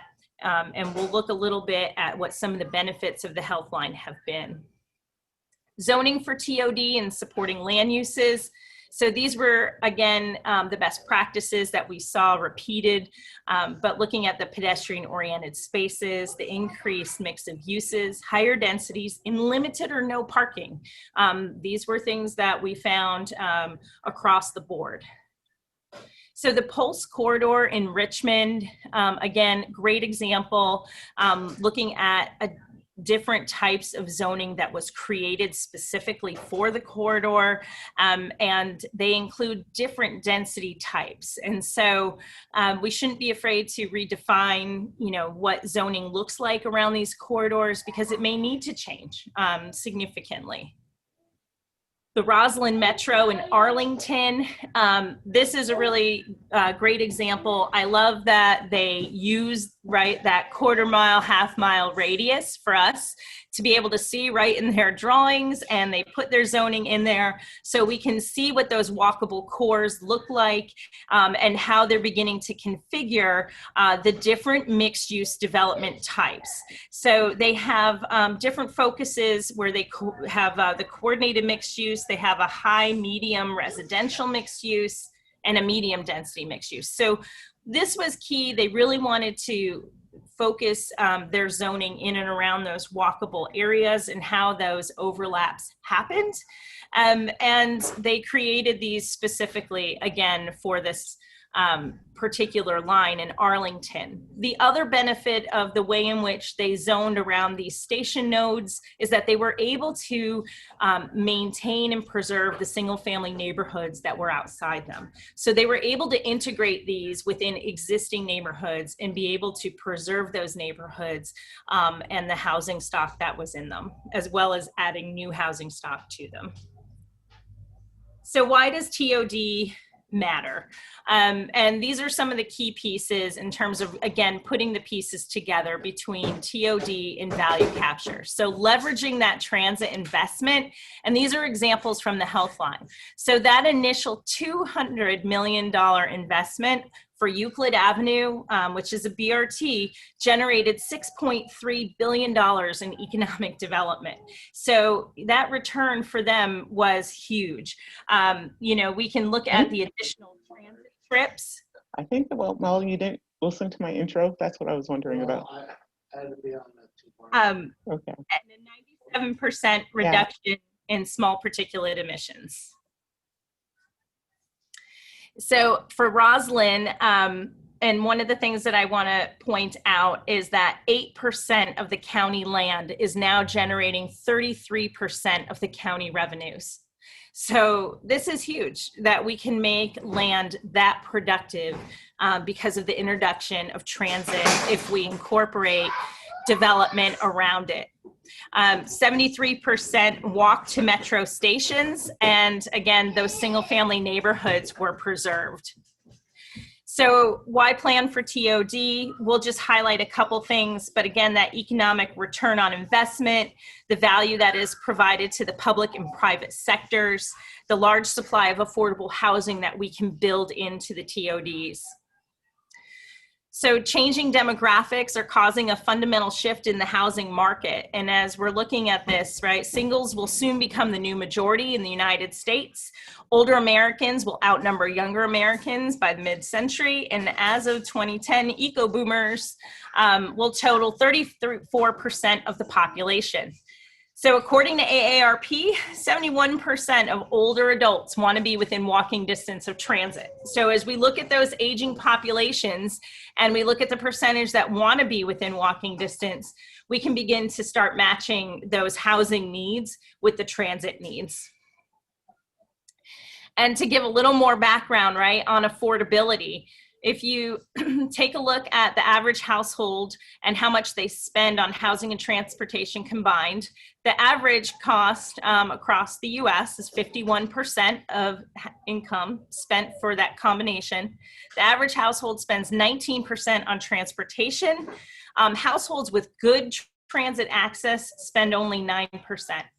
And that does range. 9% is usually looked at for cities like New York that have really substantial transit. We're looking at about 14 to 16% for cities like Boston and Portland. But the savings can be critical for low-income households.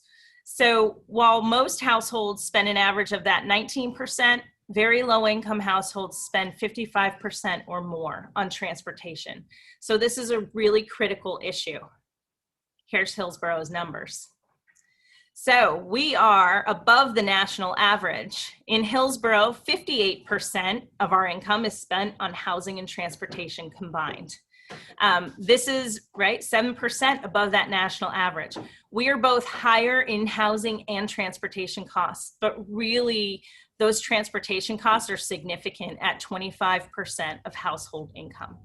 So if we can reduce that household income that is spent on transportation by introducing fixed transit or dedicated transit, then that is income that households are gaining back to spend locally in other ways. Station area typologies. I'm going to go through these just very quickly. We looked across Tampa Bay and found that there were many different definitions for transit-oriented development, and we wanted to come up with something that could be used as a more unified talking point. So these are the categories that we came up with: the urban center, the mixed-use business center, institutional center, urban neighborhood, and suburban neighborhood center. So again, example of urban would be downtown Tampa. The mixed-use business center would be Midtown or West Shore. The institutional center is areas like USF and the Innovation District. The urban neighborhood, so Florida Avenue, Bird Street at Sulphur Springs is one of the ones that we focused on. Other ones could also be seen throughout the urban neighborhoods within the city of Tampa. The suburban neighborhood center, so Hyde Park Village, and we also give the example of Wesley Chapel, since that is a piece that is significant in terms of its connection. And this is a bit of the scenario that we generated. I don't have many graphics in the presentation for this because I tried to keep it condensed, but putting these best practices to work, we wanted to develop conceptual TOD. We used the Florida Avenue and Bird location. We wanted to get a sense of, when we started looking at zoning and the FAR and the build out that we could potentially see, what did it look like? How does it match up with existing bus service? How does it line up with future transit plans? And so this is, again, looking at that quarter mile, that 5-minute walk, and how much density we think we could get. So, and then again, just some visuals of what that could potentially look and feel like, having that kind of mid-density build out at the center where transit comes in for the station node. So, and with that, I will close the presentation. Thank you, everybody. And I'm happy to take questions at the appropriate time. Thank you, Taryn. This was a great presentation. I think some of the takeaways are the best practices. There's a number of things that we can do, and to emphasize that it doesn't have to be just one. We can use many different strategies to develop value capture. So with that, I will hand it over to Steve to talk about the HART TOD grant and give you guys an idea of what we're doing and how value added perspective will work with this. We can't hear you, Steve. You're muted. There we go. You should be able to hear me now. Hopefully you can see the screen. So we're gonna jump into the specific project, which is to look at conditions along the streetcar extension corridor and the HART BRT corridor between downtown Tampa and USF. I'll talk a little bit more about the geography, what we're doing with the study, and I apologize in advance, but this is going to be a bit of a pitch to get you all to participate in this effort so we can get more people involved and have more voices driving the process as we dive into it a little deeper. So we really are just getting off the ground. And then I'm going to turn it over to Jeff to talk about some of our early thinking about how we can characterize the increased potential and value, and then value capture, and talk about some of the strategies that we're very early in the process of thinking about for this study. So again, this is the looking at conditions along the planned route for the arterial BRT project and the streetcar extension project. And unlike other HART projects that's focused on delivering the transit improvement, we're looking at conditions along the transit corridor and at transit stations. So we're looking at land use and development, economic development, anti-displacement and affordable housing, neighborhood conservation, and generally the multimodal mobility to improve access to the planned transit stops. It's driven by a study team, which is HART as the project sponsor, but with the City of Tampa, Hillsborough County, Hillsborough MPO, and Planning Commission. We are in the early stages of putting together a working group that brings more community and stakeholder voices to the project, and we'll announce in the next couple of weeks a consistent schedule of meetings for that group.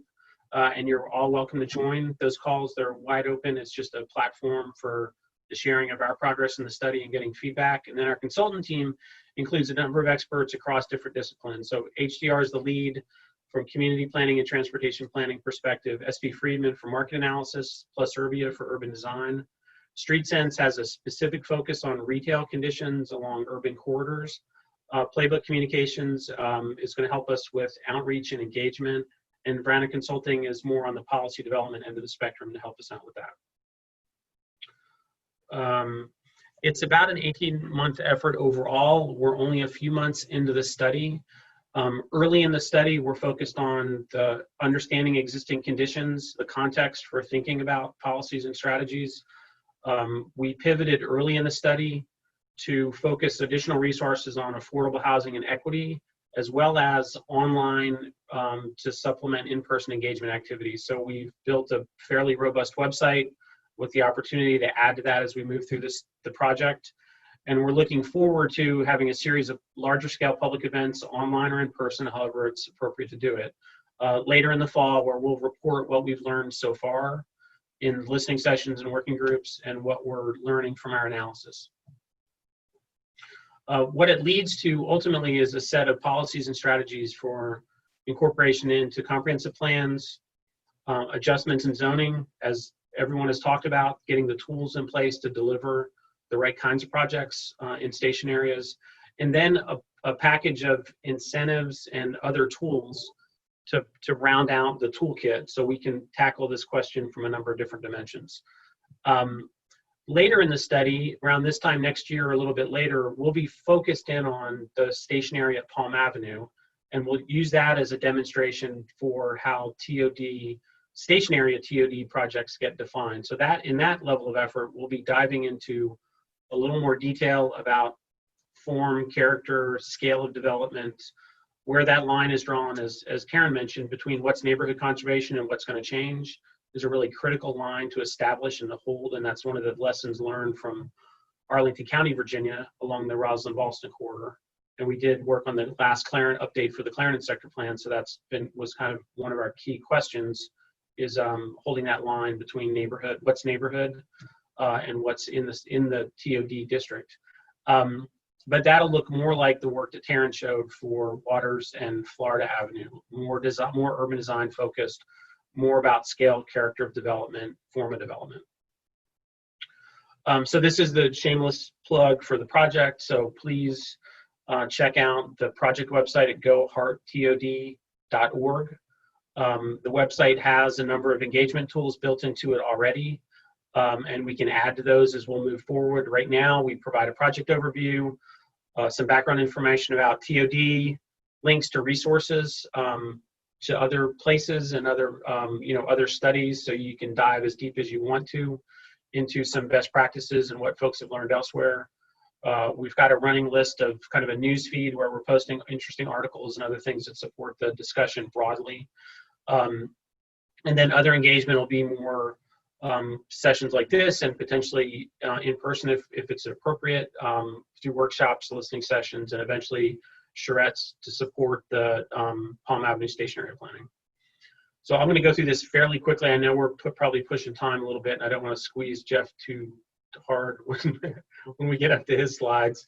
The local folks know the corridor. It's between downtown Tampa and USF, running along the Florida-Tampa pair, then Florida, up across the river, a turn on Lineball, north on Nebraska, along Fowler Avenue, and then north to the VA, approximately on Bruce Downs, to support access to the VA and the USF. Again, we're focused on the areas within walking distance of planned stops. So this is a quick graphic that indicates the extent of that walking distance when you measure it along street center lines. So instead of just the circle, we're really looking at the real on-the-ground places that are accessible to transit, and focus on conditions within those areas. So in this case, the dark blue on that graphic is a quarter-mile walking distance, and the lighter blue is a half-mile walking distance. The reason that they show up as these diamond shapes is because we have a fairly well-connected street grid and a relatively small block structure. So we don't have a lot of significant barriers that are blocking access to transit along these corridors. You can only see where the grid breaks down in a couple locations up by USF. You can see that it makes walkability more difficult to access the station based on the existing street network and block structure. And those are places that can be improved as we move forward. So we're in the midst of our analysis process. And so this is the deep dive into existing conditions. We're looking at existing physical development conditions, land use conditions, market dynamics. We're trying to focus in on opportunities for new development, redevelopment, and incremental infill. Trying to balance that question about what's conservation and what's change. We have a lot of stable and improving neighborhoods along the corridor, and we're not looking at significant redevelopment of residential fabric. We're looking at drawing that line between what can change and what shouldn't. So the neighborhoods can be conserved and improved. The corridor can reach its potential to serve local and regional needs. We're focused on equity and affordability, and that's a significant challenge along the corridor where we are seeing an uptick in value and an uptick investment. We're concerned about the folks that might not be able to participate in that fully. And then ultimately access to transit. In this top graphic off to the side, all the red, I know I'm not expecting anyone to read exactly what's happening on any of these maps, but what you see here in the red are places, are streets without sidewalks.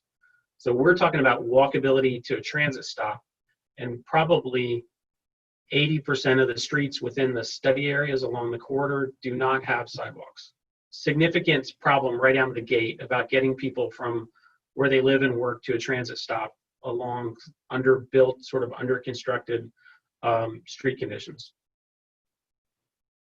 So this is some quick, this is taking the regional model, the Tampa Bay Regional Planning Model has been updated to 2045.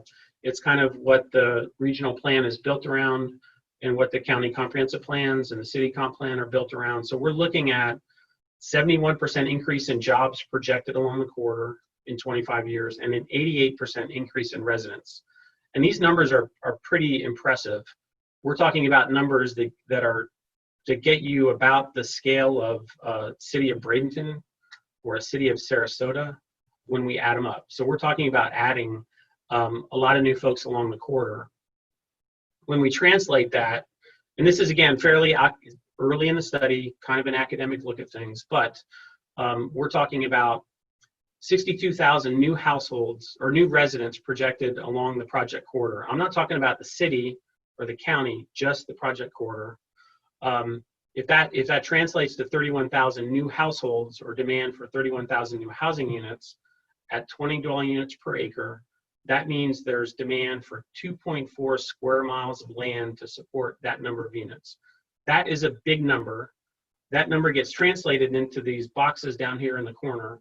So that represents 4 square miles at the same scale as the map on the right.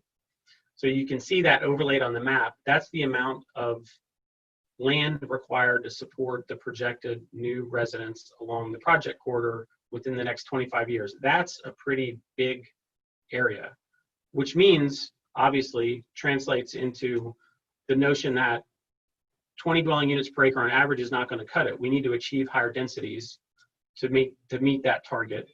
It also means that we're going to look at, if you see back to the bottom left of the screen, we only have 261 vacant acres along the corridor now. So in terms of raw land, we're talking about significant amount of redevelopment and incremental change along the project corridor to achieve anywhere near that ultimate 25-year projection. So I just want to throw that out as sort of this, one of the scales of this challenge is we're really aggressive in our projections about what should happen here. And this is just the residential end of that equation. So we have a lot of work to do to figure out where the real opportunities are and what's appropriate by location. Now, in thinking about that opportunity, we're looking at it from basically 5 different dimensions of place types. And this is existing, not projected place types. We're just trying to understand what's happening now. So we now have really 5 kinds of places that we're addressing along the corridor, from downtown to the largest scale of auto-oriented regional center uses. And it's kind of the history of urban development in American cities.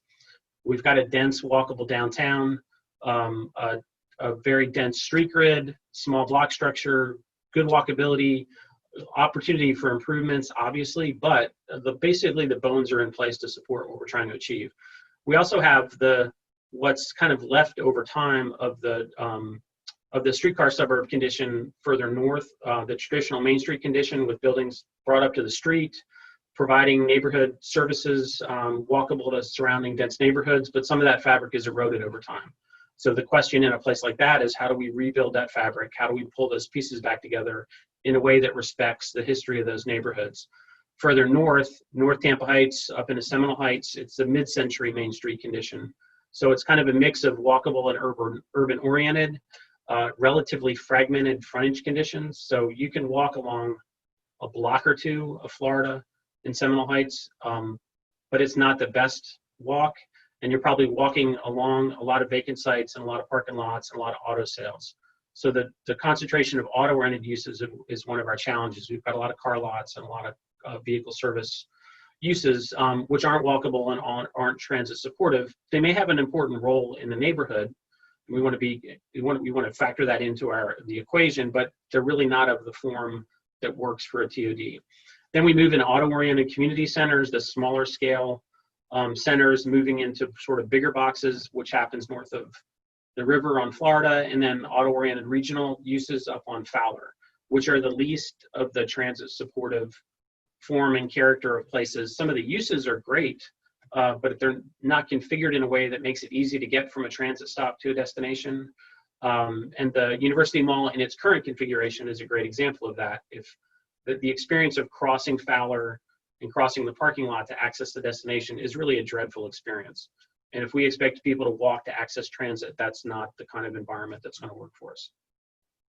So we see, instead of a one-size-fits-all kind of strategy, we need to tailor our recommendations to those kinds of places and be very sensitive to the differences in those kinds of places as we think about what we're going to do ultimately. We're taking a deep dive in the existing codes, and that process is underway now. So this is a quick, super early draft. Please don't look at it very closely yet, but we're looking at code provisions, trying to assess how transit friendly those provisions are. You know, right now it's just between poor, like auto-oriented, not good transit supportive, to good.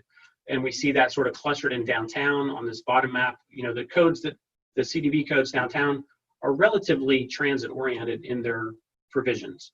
When we get up to the more suburban stretches north of Seminole Heights, and we get up to Fowler Avenue, and we get to the county, we're seeing much more less transit friendly, more auto-oriented code provisions. And we're going to need to focus on tailoring the code provisions, again, not just broadly as a single overlay, but have those code provisions address specific conditions and locations along the corridor. And I'm getting close to turning it over to Jeff. Jeff's firm, SB Freeman Associates, has helped us on a number of different projects to understand the market dynamics so that we're tightly calibrated between our planning recommendations and urban design recommendations with what the market is positioned to most well positioned to deliver. So we don't want to make recommendations that are significantly counter to market dynamics. We want to get our recommendations aligned with the market so projects can be delivered in a way that are reasonable, reasonably profitable, financeable, but also deliver on the community's goals and the region's goals for what development should be like. And Jeff, I'll turn it over to you, and you can tell me when to click through. That's great. Thanks, Steve. Hi, everybody. Glad to be here. Yeah, this slide sort of, I think, frames our thinking about a transit improvement like BRT. We've been doing BRT and TOD planning for 30 years, pretty much since our firm was created. And it's a pivot moment when you get new transit introduced, and it changes market dynamics. And so we think about it in terms of densities and form, which that's a little more Steve's bailiwick, but we certainly think about it because we care about it. Share, can an area begin to capture more of regional development as a result of a change in the infrastructure and transportation network and accessibility? And then new deliveries. Is there just going to be more demand for development in a market that has enhanced transit? So that's the sort of the overarching frame. Is this? It's a game changer essentially from a development point of view. I think Darnell made the point there are equity concerns as well, and I'll get to those. But at the highest level, the market's going to change when you have better transit. Next slide, please, Steve. So as I said, the standard of transit matters. Our firm started working on heavy rail in the Chicago suburbs and TOD planning in the city of the Chicago, and those are very different things. But BRT does drive development, and Taryn looked at some of those case studies. We've looked at some of that stuff too. So, but it does matter, and that's not a determined factor yet, but it will have some bearing. There's a level of service that's required to attract essentially rich people to BRT, and so that's a question that isn't figured out. But then we do look at the core market potential, and as Steve pointed out, this corridor goes from the wealthiest parts of the region to some of the least wealthy. And so it covers the full continuum of market. And we want to think about that and then intervene appropriately to the market conditions. There's a different solution depending on where you are in that. And then that's part three is what do you do to get more of what you want and less of what you don't want? Some of that is policy change. Some of that is financial interventions. But you can't just let the market do what it wants, because that's not probably going to solve the public policy goals that the community has. So we've got to figure out how to lean on the market one way or another with the tools we have, and figure out the right tools for that in this condition, in this corridor.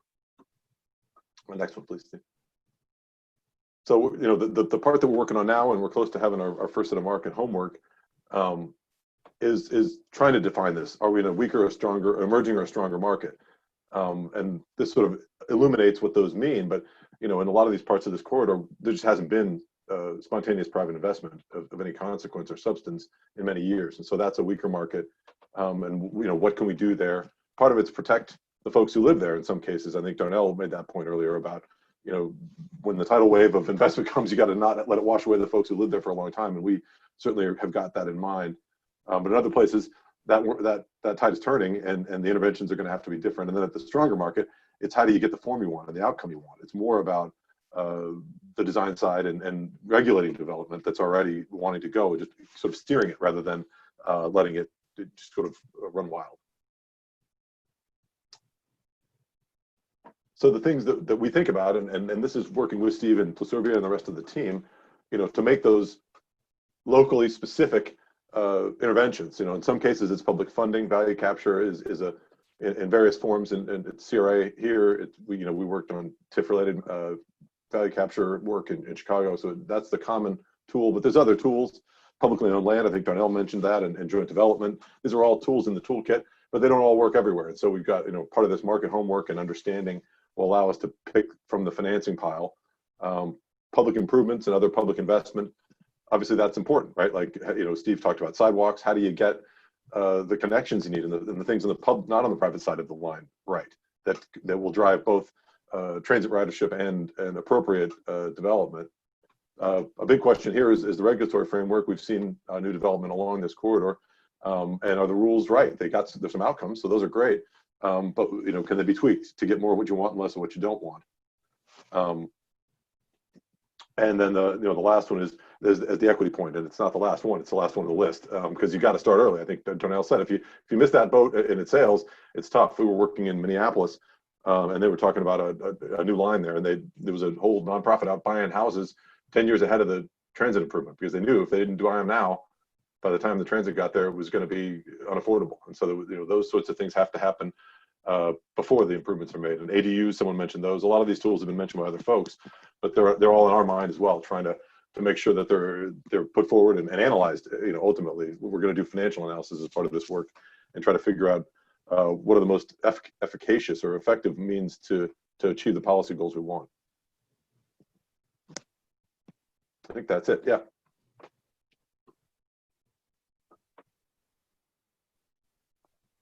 Well, great. Thank you, Steve and Jeff, for sharing the TOD project. To everyone else listening, please go to the website, check it out. Definitely, if you want to be involved, we do have the stakeholder working group meetings, and they will be listed on the website. You can contact myself or Steve about that, and we will definitely get you invited in that and get you included. So, okay, I guess we will go to questions. Let's see. I saw that there was a discussion, Steve, about moving further up Florida where the car dealerships are. Ron Weaver would like to know how we lure those car dealerships out and get some TOD and BRT up in that area. That's going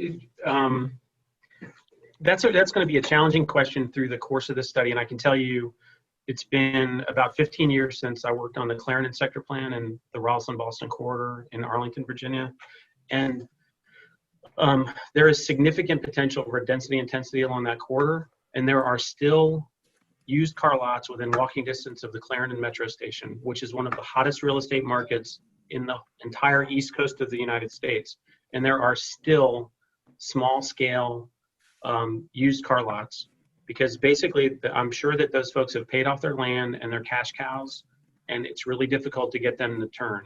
So the basic caution in that story is that it's not just about throwing density at those projects. There's really some fundamental market conditions that we have to grapple with if they're going to move. Now, when we look at Florida Avenue north of Lineball, that's one of the reasons that Hart looked at shifting the BRT line to Nebraska, is because a lot of those car dealerships have been significant new reinvestment in those facilities. And so we're not going to see them turn in the next 5 to 10, possibly 20 years, unless the market becomes so strong that needs to happen. The other thing that happens up there is that the neighborhood density declines pretty significantly. So we move from the pre-war density intensity that we've got south of the river to the north of the river, which is 60s, 70s scale, or 60s to 70s era of development. So the density probably drops, maybe not in half, but drops a third. And the distances are greater. So we have a map, I wish I had it up. The footprint of those larger car dealerships on Florida are much deeper. So we're looking at the lots are 1,000 feet deep plus for those car dealerships, and then the neighborhoods are low density. So we're already pushing people a further distance from accessing it. And we think we can pick up more ridership and maybe more development, TOD development potential along the Nebraska stretch. If I could chip in on auto dealerships, I don't have good news, Steve, but we were working on a proposed new light rail line in northwest suburban Minneapolis. And I interviewed a guy who owned a Lexus dealership right at the station, or where the station was going to be. Like, they had it figured out. And I talked to him, and he said, I can't move. I make my money fixing people's cars, and the people who own Lexuses live near me. You know what I mean? Like, that's where, so if I move to the cornfields, which is where the new money is, he loses his entrenchment. They don't make money selling cars. In the case of a dealership, they make money fixing cars. And so he's like, my established clientele is within 10 minutes of here. I'm never leaving until I die or whatever. Like, it's a long way out. So it's a problem, basically. I mean, all your points are more nuanced, but that was just one business decision. And it didn't make any sense for him to move. He'd lose money. He'd go to a much less profitable location. All right, well, it actually looks like we're out of time for questions. Some of these questions we will address in the final panel that'll be hosted by Melissa. So we will get to your questions. I'm sorry that we ran out, but I know this was a meaty topic. Thank you so much to our panelists. The presentations were great. We appreciate you taking the time to do this today. Thank you. Thank you all. Thanks. Thank you, Nicole. All right, we're going to start our second breakout now. So for this breakout session, the question is, what other opportunities do you see to utilize value-added strategies in Tampa Bay? What is feasible locally? So once again, we're going to have group facilitators who will report back a main point at the end. We'll have about 10 minutes. And hopefully, I don't know how accurate the timer is, but do pay attention to when I broadcast that we have 60 seconds left, and make sure to share, save your whiteboard. All right, here we go. See you guys later.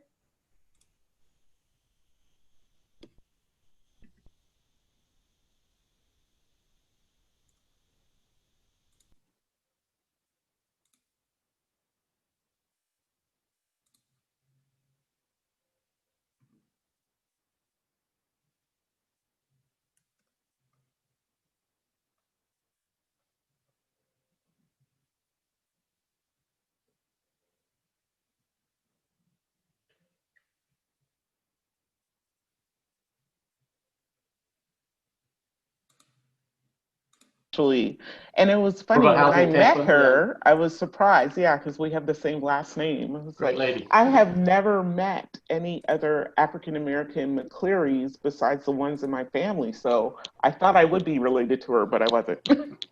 Thank you. Victoria, great job. Thank you this morning. Oh, thank you. It's great to see all of you. It's great to see you, Nicole, too. It's been a long time. Yes, it's good to see everyone. So I guess I will do the note-taking. I'll be the facilitator. I thought I had someone else in here, but I guess not.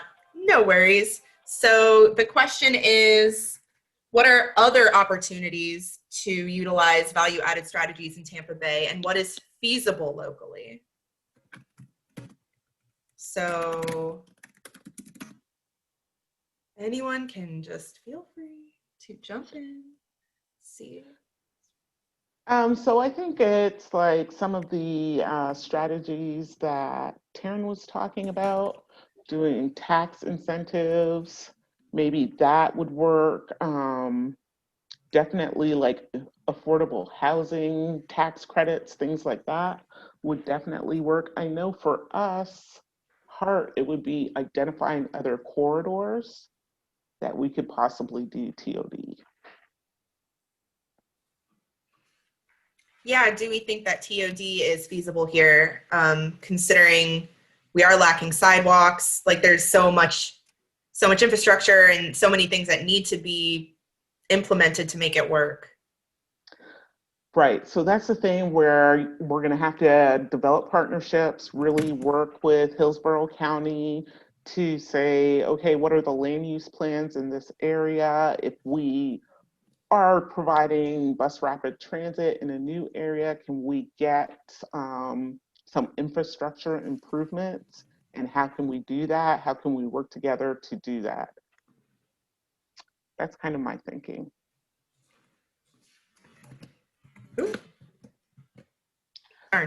Vicki, I know you have some ideas.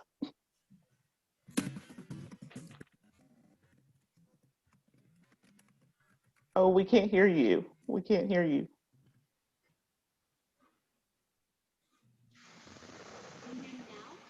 Yes.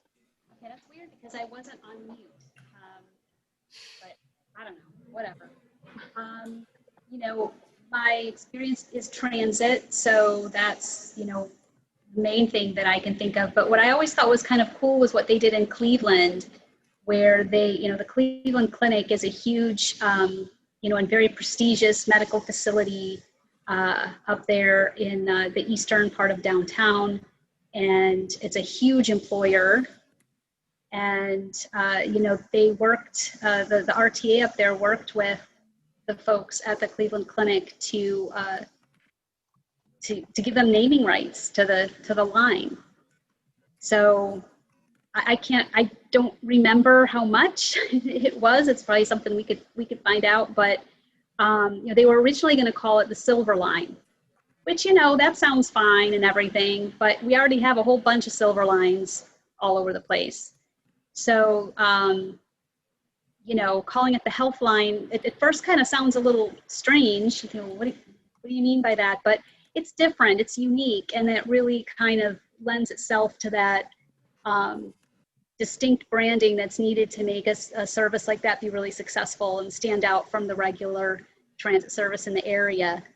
So I don't know, you know, what kind of opportunities there might be locally with some of our large companies and employers in the Tampa Bay area, but you know, it might be worth considering naming rights for stations or transfer facilities or lines. You know, who knows what the opportunities might be. Gloria, you're from Cleveland, is that correct? Originally? I am from Cleveland originally, so I've been, I haven't lived there since the late 80s, but I still consider it my hometown, and I've been very proud to see the changes occurring downtown and with the health line and a lot of the redevelopment. The reason I mention it is that I fear that if we do a metric, if we do a grid of the top 20 cities in America, we'll find that there are like 5 times more corporate headquarters in Cleveland than Tampa. And we have a lot of people, and we have a lot of new people, 115 new every single day. But as far as corporate headquarters go, we've got 5 or 10 times fewer than your average top city like Cleveland, and the 5 or 6 like Cleveland who have disproportionate corporate headquarters, which means they've got big, you know, $100 million budgets like Charlotte, Bank of America, and the like, you know, whereas here in Tampa, we've only got 2 or 3, and some of those are in St. Pete, like Jabil and Tech Data and the like. And I'm just wondering if naming rights is limited, with all due respect. I hope it's not. You may be right. It would be interesting to see if there would be any opportunities. I mean, I don't know, even like, I don't know about any of the sports teams or anything like that. I don't know enough. No, that's, you know, that's a different difference. And that was that we're even. That's a great answer. Or Moffitt. I mean, we're like the cancer treatment center of the country. That's an exception. And I was thinking, when you were talking about naming rights, it does create a sense of place. So it identifies something within that city or area that people can relate to. So that's definitely good. I remember looking at one of Taryn's slides, and the BRT corridor had a name. And I was like, we need to develop a name for our BRT corridor. So yes, definitely. I mean, I think that, you know, communities really, they don't realize how powerful, they don't realize how powerful it can be in communities to, you know, be creative like that, and create that sense of place and identity, you know, creating that very distinct branding and identity that really makes people, even people who maybe don't use transit all the time, it makes them feel like it's that transit is an important part of the community, even if it's not something they use every day. They don't just, oh, there was the bus over there or whatever. You know, it's a thing that identifies where they're from and what it is. Right, and it also helps them to identify that transit is an important part of their community. So for instance, if someone's asking them for directions to the hospital, they might not know, but they can say, you can take the health line. I know it gets there, right? So. Yeah. So another thing I was thinking is the BRT is a great example of where we can do value capture, but also like the Riverwalk extension that we're doing might be something to consider. And I'm really a little concerned. It's a contradiction there. I'm really concerned about affordable housing protection around that Riverwalk loop. And so I think it would be a great place to implement this. Do you guys have thoughts? Yeah, I would agree with you. I think the Riverwalk already, you see the impacts of value added. You know what I mean? Like the development that's going on around there, or redevelopment, infill development. But I agree with you. It's not necessarily affordable to the residents that have been there. Exactly. Yeah. And that's the thing that we need to be careful with, right? So we still want the residents that have been there to be able to live there, enjoy it, you know, and not feel like they're being pushed out. We don't want gentrification to occur, but sometimes it's almost unavoidable when you're doing like transit-oriented development. Tallahassee, I think, has a 7-year forgivable loan. If you stay in your house 7 years, they will give you a forgivable loan for the difference in your taxes between the base year and each of those 7 years you stay in your house. Then the loan is forgiven forever. So you, in effect, take whatever those taxes are, and they're loaned to you in a forgivable loan. If you just stay in your house 7 years, you will not pay more taxes by the gentrification. And then in Clyde Higgs in Atlanta Beltline has a program since they were adopted in 2006, which freezes taxes in those neighborhoods around the Atlanta Beltline at 2006 levels. So if they, you know, whatever they do, they go up, you know, 10% or 20%, or they double over 5 years. You're locked in by the Atlanta Beltline at 2006 taxes to prevent gentrification. All right, we have about 1 minute left.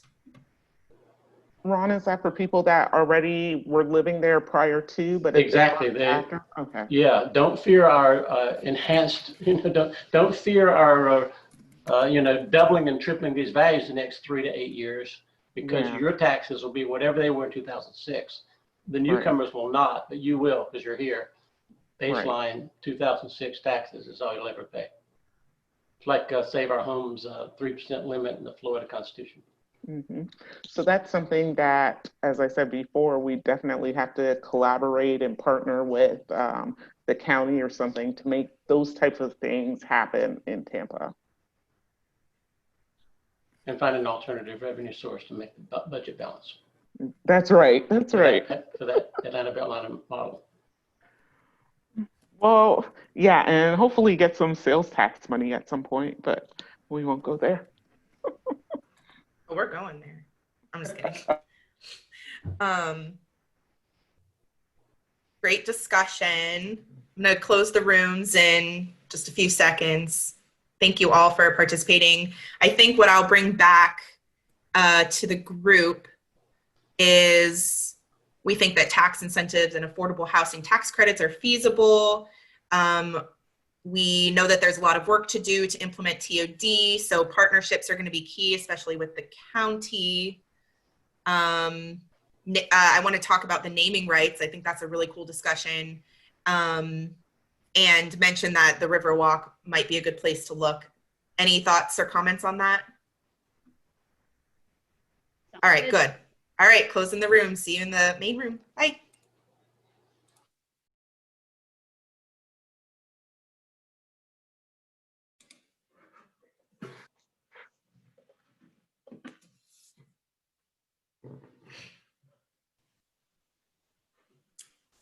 All right, well, welcome back, everybody. Hopefully you enjoyed that breakout session. I think that went pretty well.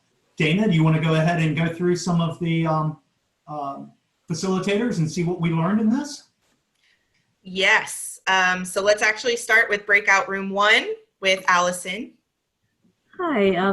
Hi again. We had a great discussion about the CRAs. We actually had Taryn in our group, and so we had a nice discussion about what would be the right approach. And we thought the takeaway for us is that these techniques need to do a multi-pronged approach. So we could focus on south of the river, but an area like USF, which has a built-in population that's desiring more transit, might be one of a good area to start. So we want to emphasize that we need to look at that and look for opportunities where there's already larger parcel sizes, because parcel assembly is one of the biggest challenges to developing this. And Taryn mentioned that if we looked at her study quarter, all those areas, if we define them as CRAs, those are already going to be viable areas to start use some of the tools we talked about, including the tax increment financing. So we had a great discussion. But awesome. Yeah. And next is breakout room 2 with Jay. So yeah, thank you, Dana. So we had a great conversation. We acknowledged the fact that The City of Tampa and unincorporated Hillsborough County's comprehensive plans do have transit-oriented development policy language already in them, which is something that the grant is actually looking at now. But we all acknowledge the fact that we don't quite have the transit to go with that policy. I think that we showed some of that in Jeff's presentation. And we also talked about other forms of value capture that are good for our community, such as the river walk and sidewalks and other types of bicycle trails, bicycle infrastructure, that if we do those right, can contribute to that transit, building that transit, and then we'll see some of that development potential in our neighborhoods with the transit routes. Thank you. Great, awesome. Breakout room 3, Marianne or Mark? Yeah, so we had a great discussion as well, and some really different thoughts. One of the really great points that was brought up is, in some of these planned TOD districts, do we already have the existing utility infrastructure in place? A lot of them are areas where there are septic tanks, and so they're not on sanitary sewer systems and things like that, and that can really increase the cost of development in those districts to make them not as financially enticing. The other thing that was brought up was that another way of sort of enhancing transit and bringing more people in is to take advantage of the fact that we are a leader in developing autonomous shuttles, and that those could create feeder routes to boost ridership and extend that TOD shed. And then also parking policies within the TOD, trying to find some balance where the developers are happy because you've limited parking, but the lenders are happy because you have enough parking. And so trying to put that flexibility in there. And then finally, capturing stuff around other transportation infrastructure investments besides transit, especially outside the CRA, the capturing tourism taxes and hotel taxes and things like that. Awesome. Breakout room 4 was me, and we also had a great discussion. We think that the TOD is going to be kind of difficult to pull off here, just because of all of the needs that we would have to implement. And so the importance of partnerships, especially with the county, was mentioned. One of the really cool things about our discussion, we talked about in Cleveland, they did the naming rights of the BRT to create a good sense of place and to make the BRT line unique, and they call it the health line. And so we discussed how we could do that here to get like business interests, like with the Moffitt Cancer Center or sports teams. And then we also talked about the Riverwalk as a potential place to do value capture. And breakout room 5 is with Katrina. Good afternoon, everybody. So echoing that, we also had a great discussion with our group. So we talked a lot about opportunities and challenges, and some of the challenges that were mentioned were some limited opportunities under Florida statute, and then concerns on new CRA districts, so that those may be the concern that those are pulling away money from other places. So there is a lot of consensus building that is needed to get the right tools in the situation. We also talked about concerns from developers, how much is too much from a developer's perspective, and offsets to what they pay in impact fees. But also opportunities, from the Fowler Avenue USF area. There's a lot of excitement in the community there, and communication with FDOT and the county. And also looking at other modes and investments that might trigger an increase in property values, such as trails. Rich mentioned the Pinellas Trail as an example.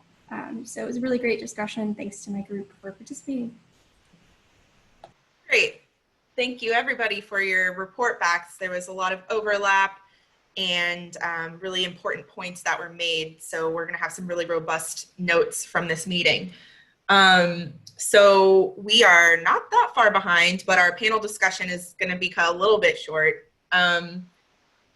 and it's going to be moderated by Planning Commission Director Melissa Zornita. And so she has been sent a list of the questions that we've been collecting throughout this knowledge share, and will be trying to moderate some of that. We're also going to unmute, give people the ability to unmute themselves so that every participant in this group can participate in this discussion and offer their thoughts on the questions that are being asked. So Lionel should be giving everyone that option now. If not, I will. And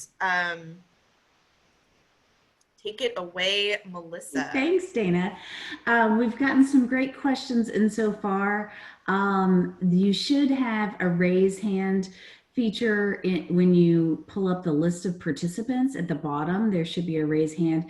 And so if you've got a question, feel free to raise your hand. I'll call on you, and that's probably the easiest way to do this since there are still about 30 of us in the group. But I'm going to kick us off with a question that came in, a couple of questions for Steve about the HART BRT project, and the reasons for selecting the Florida corridor over the Nebraska Avenue corridor, how that corridor was coordinated with the Brt regional plan, and then what are the prospects of extending it out to the airport.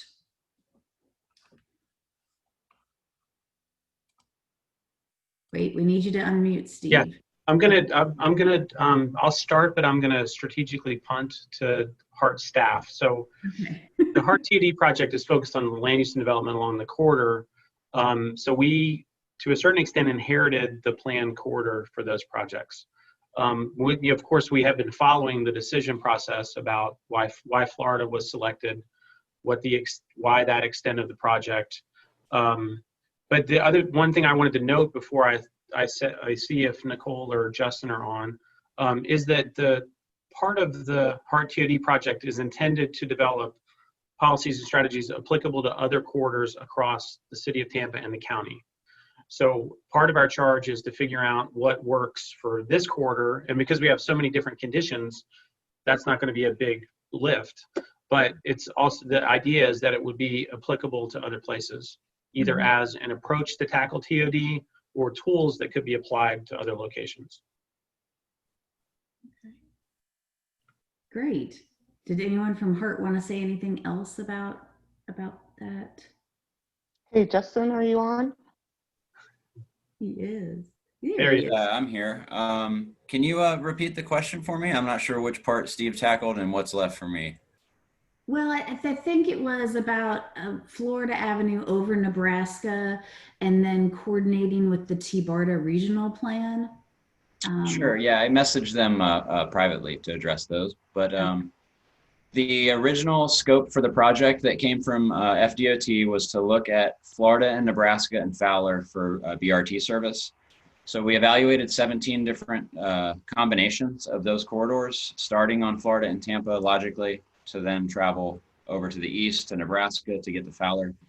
And the top three performers were Palm, Linebaugh, and Waters for where we would cross over between corridors. And Palm was seen really duplicative with the existing Metro Rapid service, which was the first crack HART took at BRT in the area. So the other two were moved ahead, and Linebaugh was the highest scoring for a variety of factors. The technical details of that, I usually lean on our consultants to describe. Some of the criteria were constructability and cost. As some of you may know, the Florida-Tampa one-way pairs are 3 lanes in one direction. They don't need to be that size. They have too much capacity, not enough traffic, really unsafe for everybody, including drivers. So the cost of repurposing one of those 3 lanes is much cheaper, and is one of the factors that helped score that corridor so high. So that was part of the calculation, but the existing ridership numbers also were scored, and various constructability things. So that's kind of how we got there. But like Steve said, The TOD study just happens to be being applied to this corridor because it's the most active BRT project, but we're very, very excited about the prospect for applying these recommendations to other corridors throughout the community in some of those historic premium transit lines that have been identified for 20 plus years. So the value of this study will reach all over the service area. Just happens to be starting on this project that we have. And for the regional transit discussion, yes, I participate in the executive team meetings for the regional rapid transit study. We coordinate regularly with them. WSP is the consultant in charge of that study, and they're also the engineering sub-consultant on our arterial BRT study. So we talk more than we'd probably like to, but we're very much in tune with how each project can benefit the other. And actually the ridership numbers when we run the models always score better when we run both projects simultaneously. So they really do feed off each other really well. Nice. Thanks, Justin. I see Mr. Weaver's hand. Ron, would you like to ask a question? Thank you very much. Follow up, Justin.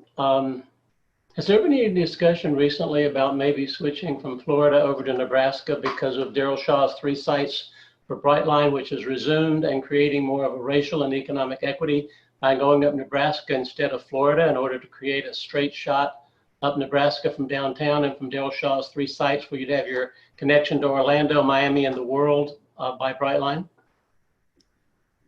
No, I mean, that's always in the front of our mind, but there are some discussions about the Nebraska corridor generally. We definitely would like to enhance the existing Metro Rapid service. You know, we have a good service there. It needs some dedicated lanes and more priority. And but as far as I know, we're not really involved in any of the Brightline discussion. So I thought that had kind of been put on hold. Yes, Daryl Shaw has 3 sites for the memorandum of understanding with Brightline's back without Virgin. Oh, okay. Good to know. And the streetcar doesn't do a loop. The streetcar just goes to Palm like a horseshoe from Ybor. You don't have an easy way to get from Nebraska to Florida. Is one reason I spoke to racial, economic, and other equity is how hard it is to get from Nebraska to Florida. Usually, and if the first couple of miles are on Florida instead of Nebraska, you're really kind of robbing that Nebraska neighborhood for the first 3 miles north of Encore and now Brightline.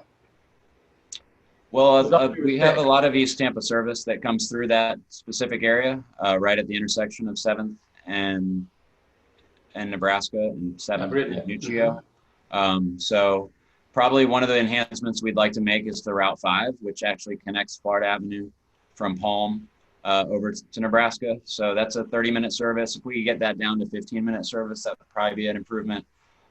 We also cross over at Floribraska with Route 6, one of our most frequent services. So we have really good connections from east to west between those corridors.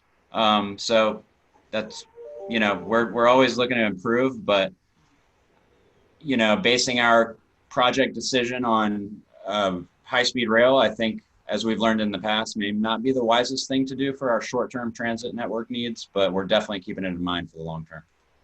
Thank you. Thank you, Justin.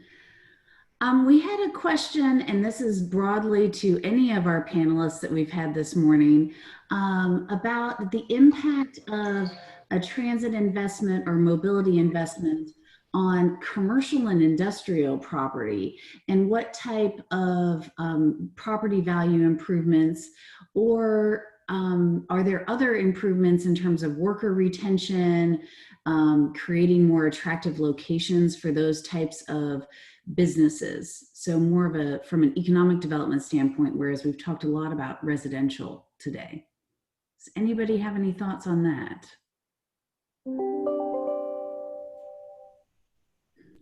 Actually, I do.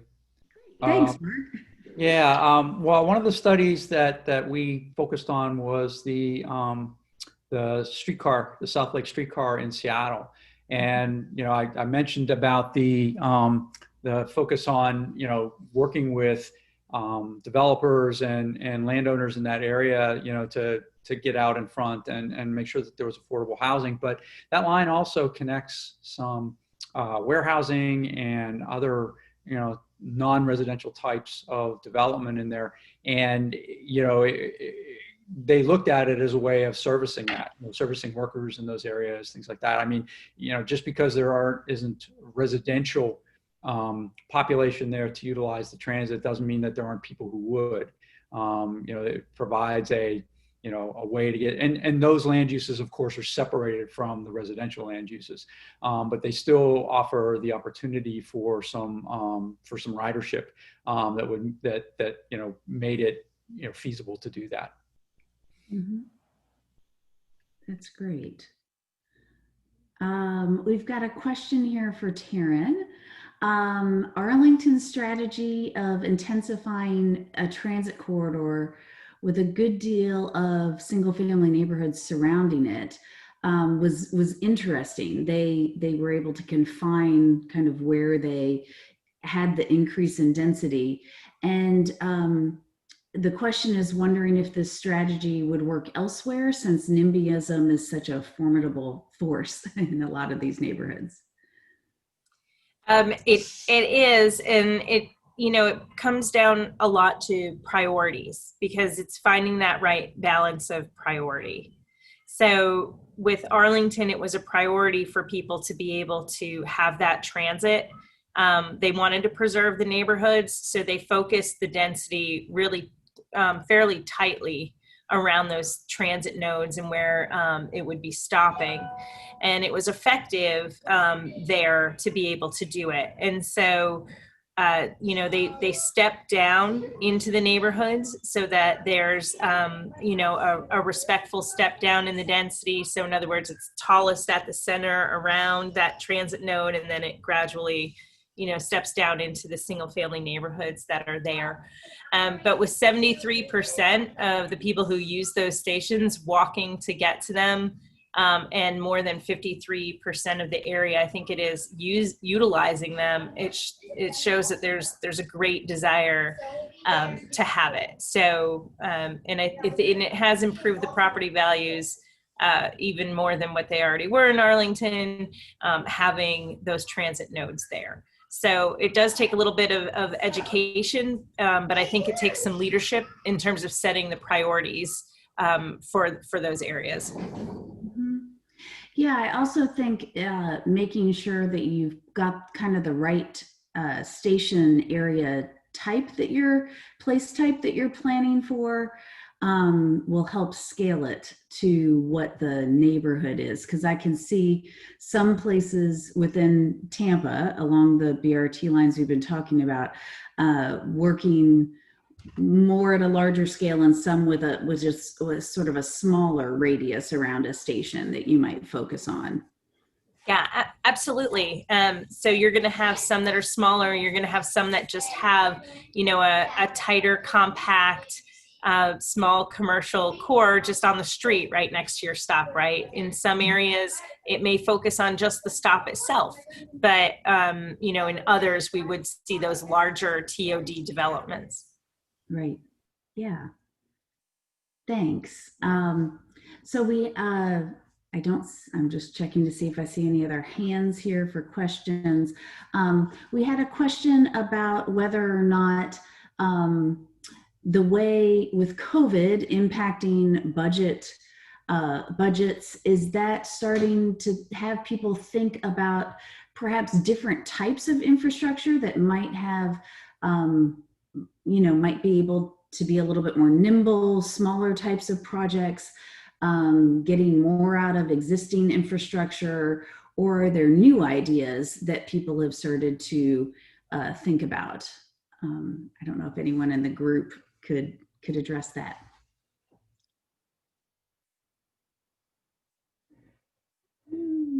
Nobody's jumping in. All right. Well, I think the focus has been in a lot of our practices is on how to use public space more effectively. So recapturing sidewalks, some street space, some parking space for to allow people to distance and still be outside and live some form of an urban social life. So we've seen it more on that end of the spectrum. I don't know specifically how the real estate community is going to adapt to that, but we know that, I mean, we've had some discussions about companies thinking more about their outdoor space, how they buildings address streets and sidewalks, the possibility for a little more open space to allow outdoor use, even, you know, specifically for employees to get out of the office and get some fresh air. So we think we expect it to change. A lot of the speculative literature about what's going to happen next is focusing on those kinds of things, but I don't know if anything is kind of ripe enough of an idea that we've seen it presented in a specific project or a specific example, but we know it's starting to affect early concept thinking about projects that are in the pipeline. Yeah. Yeah, we've heard it happening inside a building, Steve, but the stickiness and the broader, you know, there's obviously architectural solutions to some of these things, but the bigger sort of land use policy, 20, 30, 100-year changes, people are worried, you know, wondering how sticky the change is going to be. Is this a 1-year problem or a 100-year problem? And that's not clear yet, you know? Mm-hmm. And then for us at Heart, I would just say it has really changed how our ridership travels. So one of the things is we are on a Sunday schedule, a modified Sunday schedule. So our buses aren't running as often. Our buses, they have to be, people in the bus have to be spaced, socially distanced, which sometimes like at rush hour, that causes a problem for people trying to get to work. You know, we have to send other buses to pick up people that couldn't be on one bus because we didn't have the space to accommodate them. So it's really changing how people travel back and forth to work, how they get around. They are really wanting regular service back, but our ridership numbers aren't up. And when will those ridership numbers start rising? So there's a lot of factors there that we're looking at how we can sustain transportation, sustain transit while still providing good service. Yeah. And as a really quick piggyback is for streetcar, we've seen streetcar decline significantly from the last year with the improved service and free fares, but it's already recovered to its pre-free fare numbers. So streetcar is back to where it was pre-pandemic and pre-free fare, which is a good sign. It means that some, you know, people have adopted enough that they're back on it to a certain extent, and that extent is what it was before, you know, in 2017, 2018, before the 2019 FDOT grant to improve service. So that's kind of a good sign that people haven't abandoned the system. It's not at its best numbers, but it's also not bad historically if we compare it to the last 10 years of service. Mm-hmm. Right, I'd absolutely agree, Steve. And I would say that our ridership in the last month has been creeping up, but very slowly on the local routes. Nice. That's good to hear. One of the things that we've had a lot of discussion about in our office has been about the future of retail, and that we have a lot of requirements in certain areas for ground floor retail and mixed use structures. And is that necessarily the right thing? And that's something I think we're going to be having to look at here in the near future, is whether or not those requirements are still sustainable and appropriate given the changes in the market. With that, I am going to ask Dana to conduct our final poll questions. And I want to thank everyone so much for your engagement and questions, and all the fantastic panelists for their presentations. This has been really an interesting session, and I thank you all so much for joining us today. Thank you so much, Melissa. That was an awesome discussion. I learned a lot. And this final poll question is just to kind of check in and see if people feel like they understand what value added, value capture means and can do a little better after today. So here comes the poll.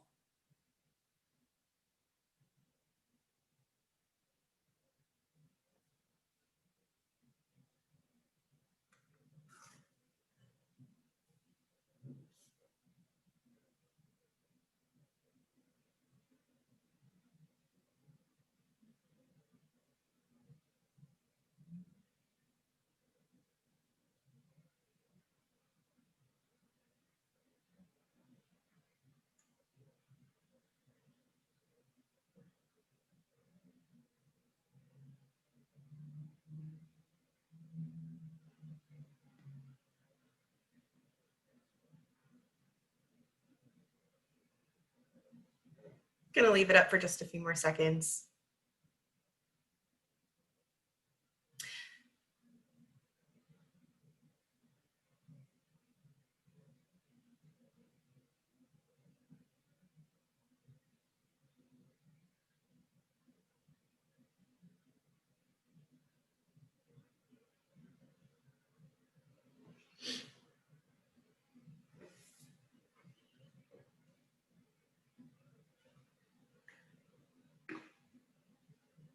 All right, I'm going to end the polling now.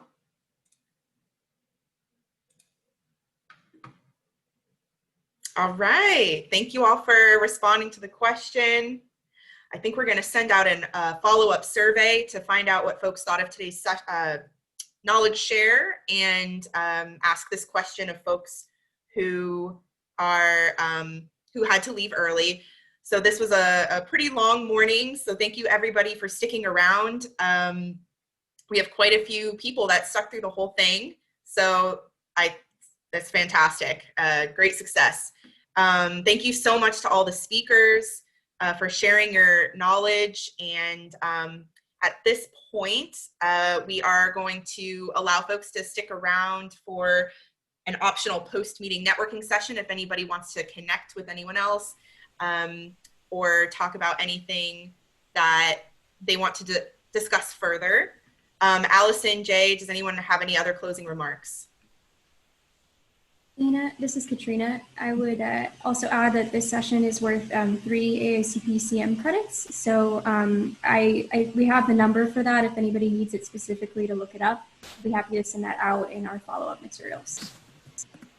Yeah, I was just going to add, Jay put this in the chat earlier, but the whole planning team thanks you. A lot of us were, worked on this for a while, and we're going to collect the information from this report and add it to the U.S. Value Capture study, and we'll be sending it back out. But prior to that, we will send everyone copies of the presentation and the biographies for our great speakers. So thank you so much for spending the whole morning with us. Any CLE credits? You guys did such a great job. My goodness. Any CLE credits from Florida Bar? Oh, no, we don't have that connection. We have AICP credits. I don't know if you can self-report that. Not to worry. Ron, we would have to have you present next time. Yeah. You're an English lawyer in here. I'm in trouble, that's all.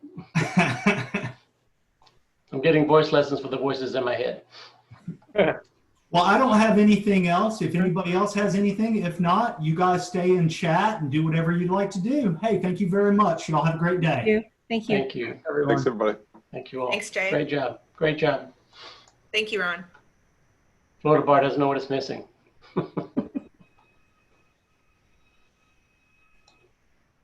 Thanks, everybody. Thank you, Frank. Bye, everyone. Goodbye. Thank you, Dr. Perk. Ray, congratulations. What anniversary was that? I saw a huge anniversary on Facebook. What was your anniversary? Was it work anniversary or? Oh, you're on mute, Ray. You're muted, Ray. My hero in transportation, Ray Tremonti, is muted.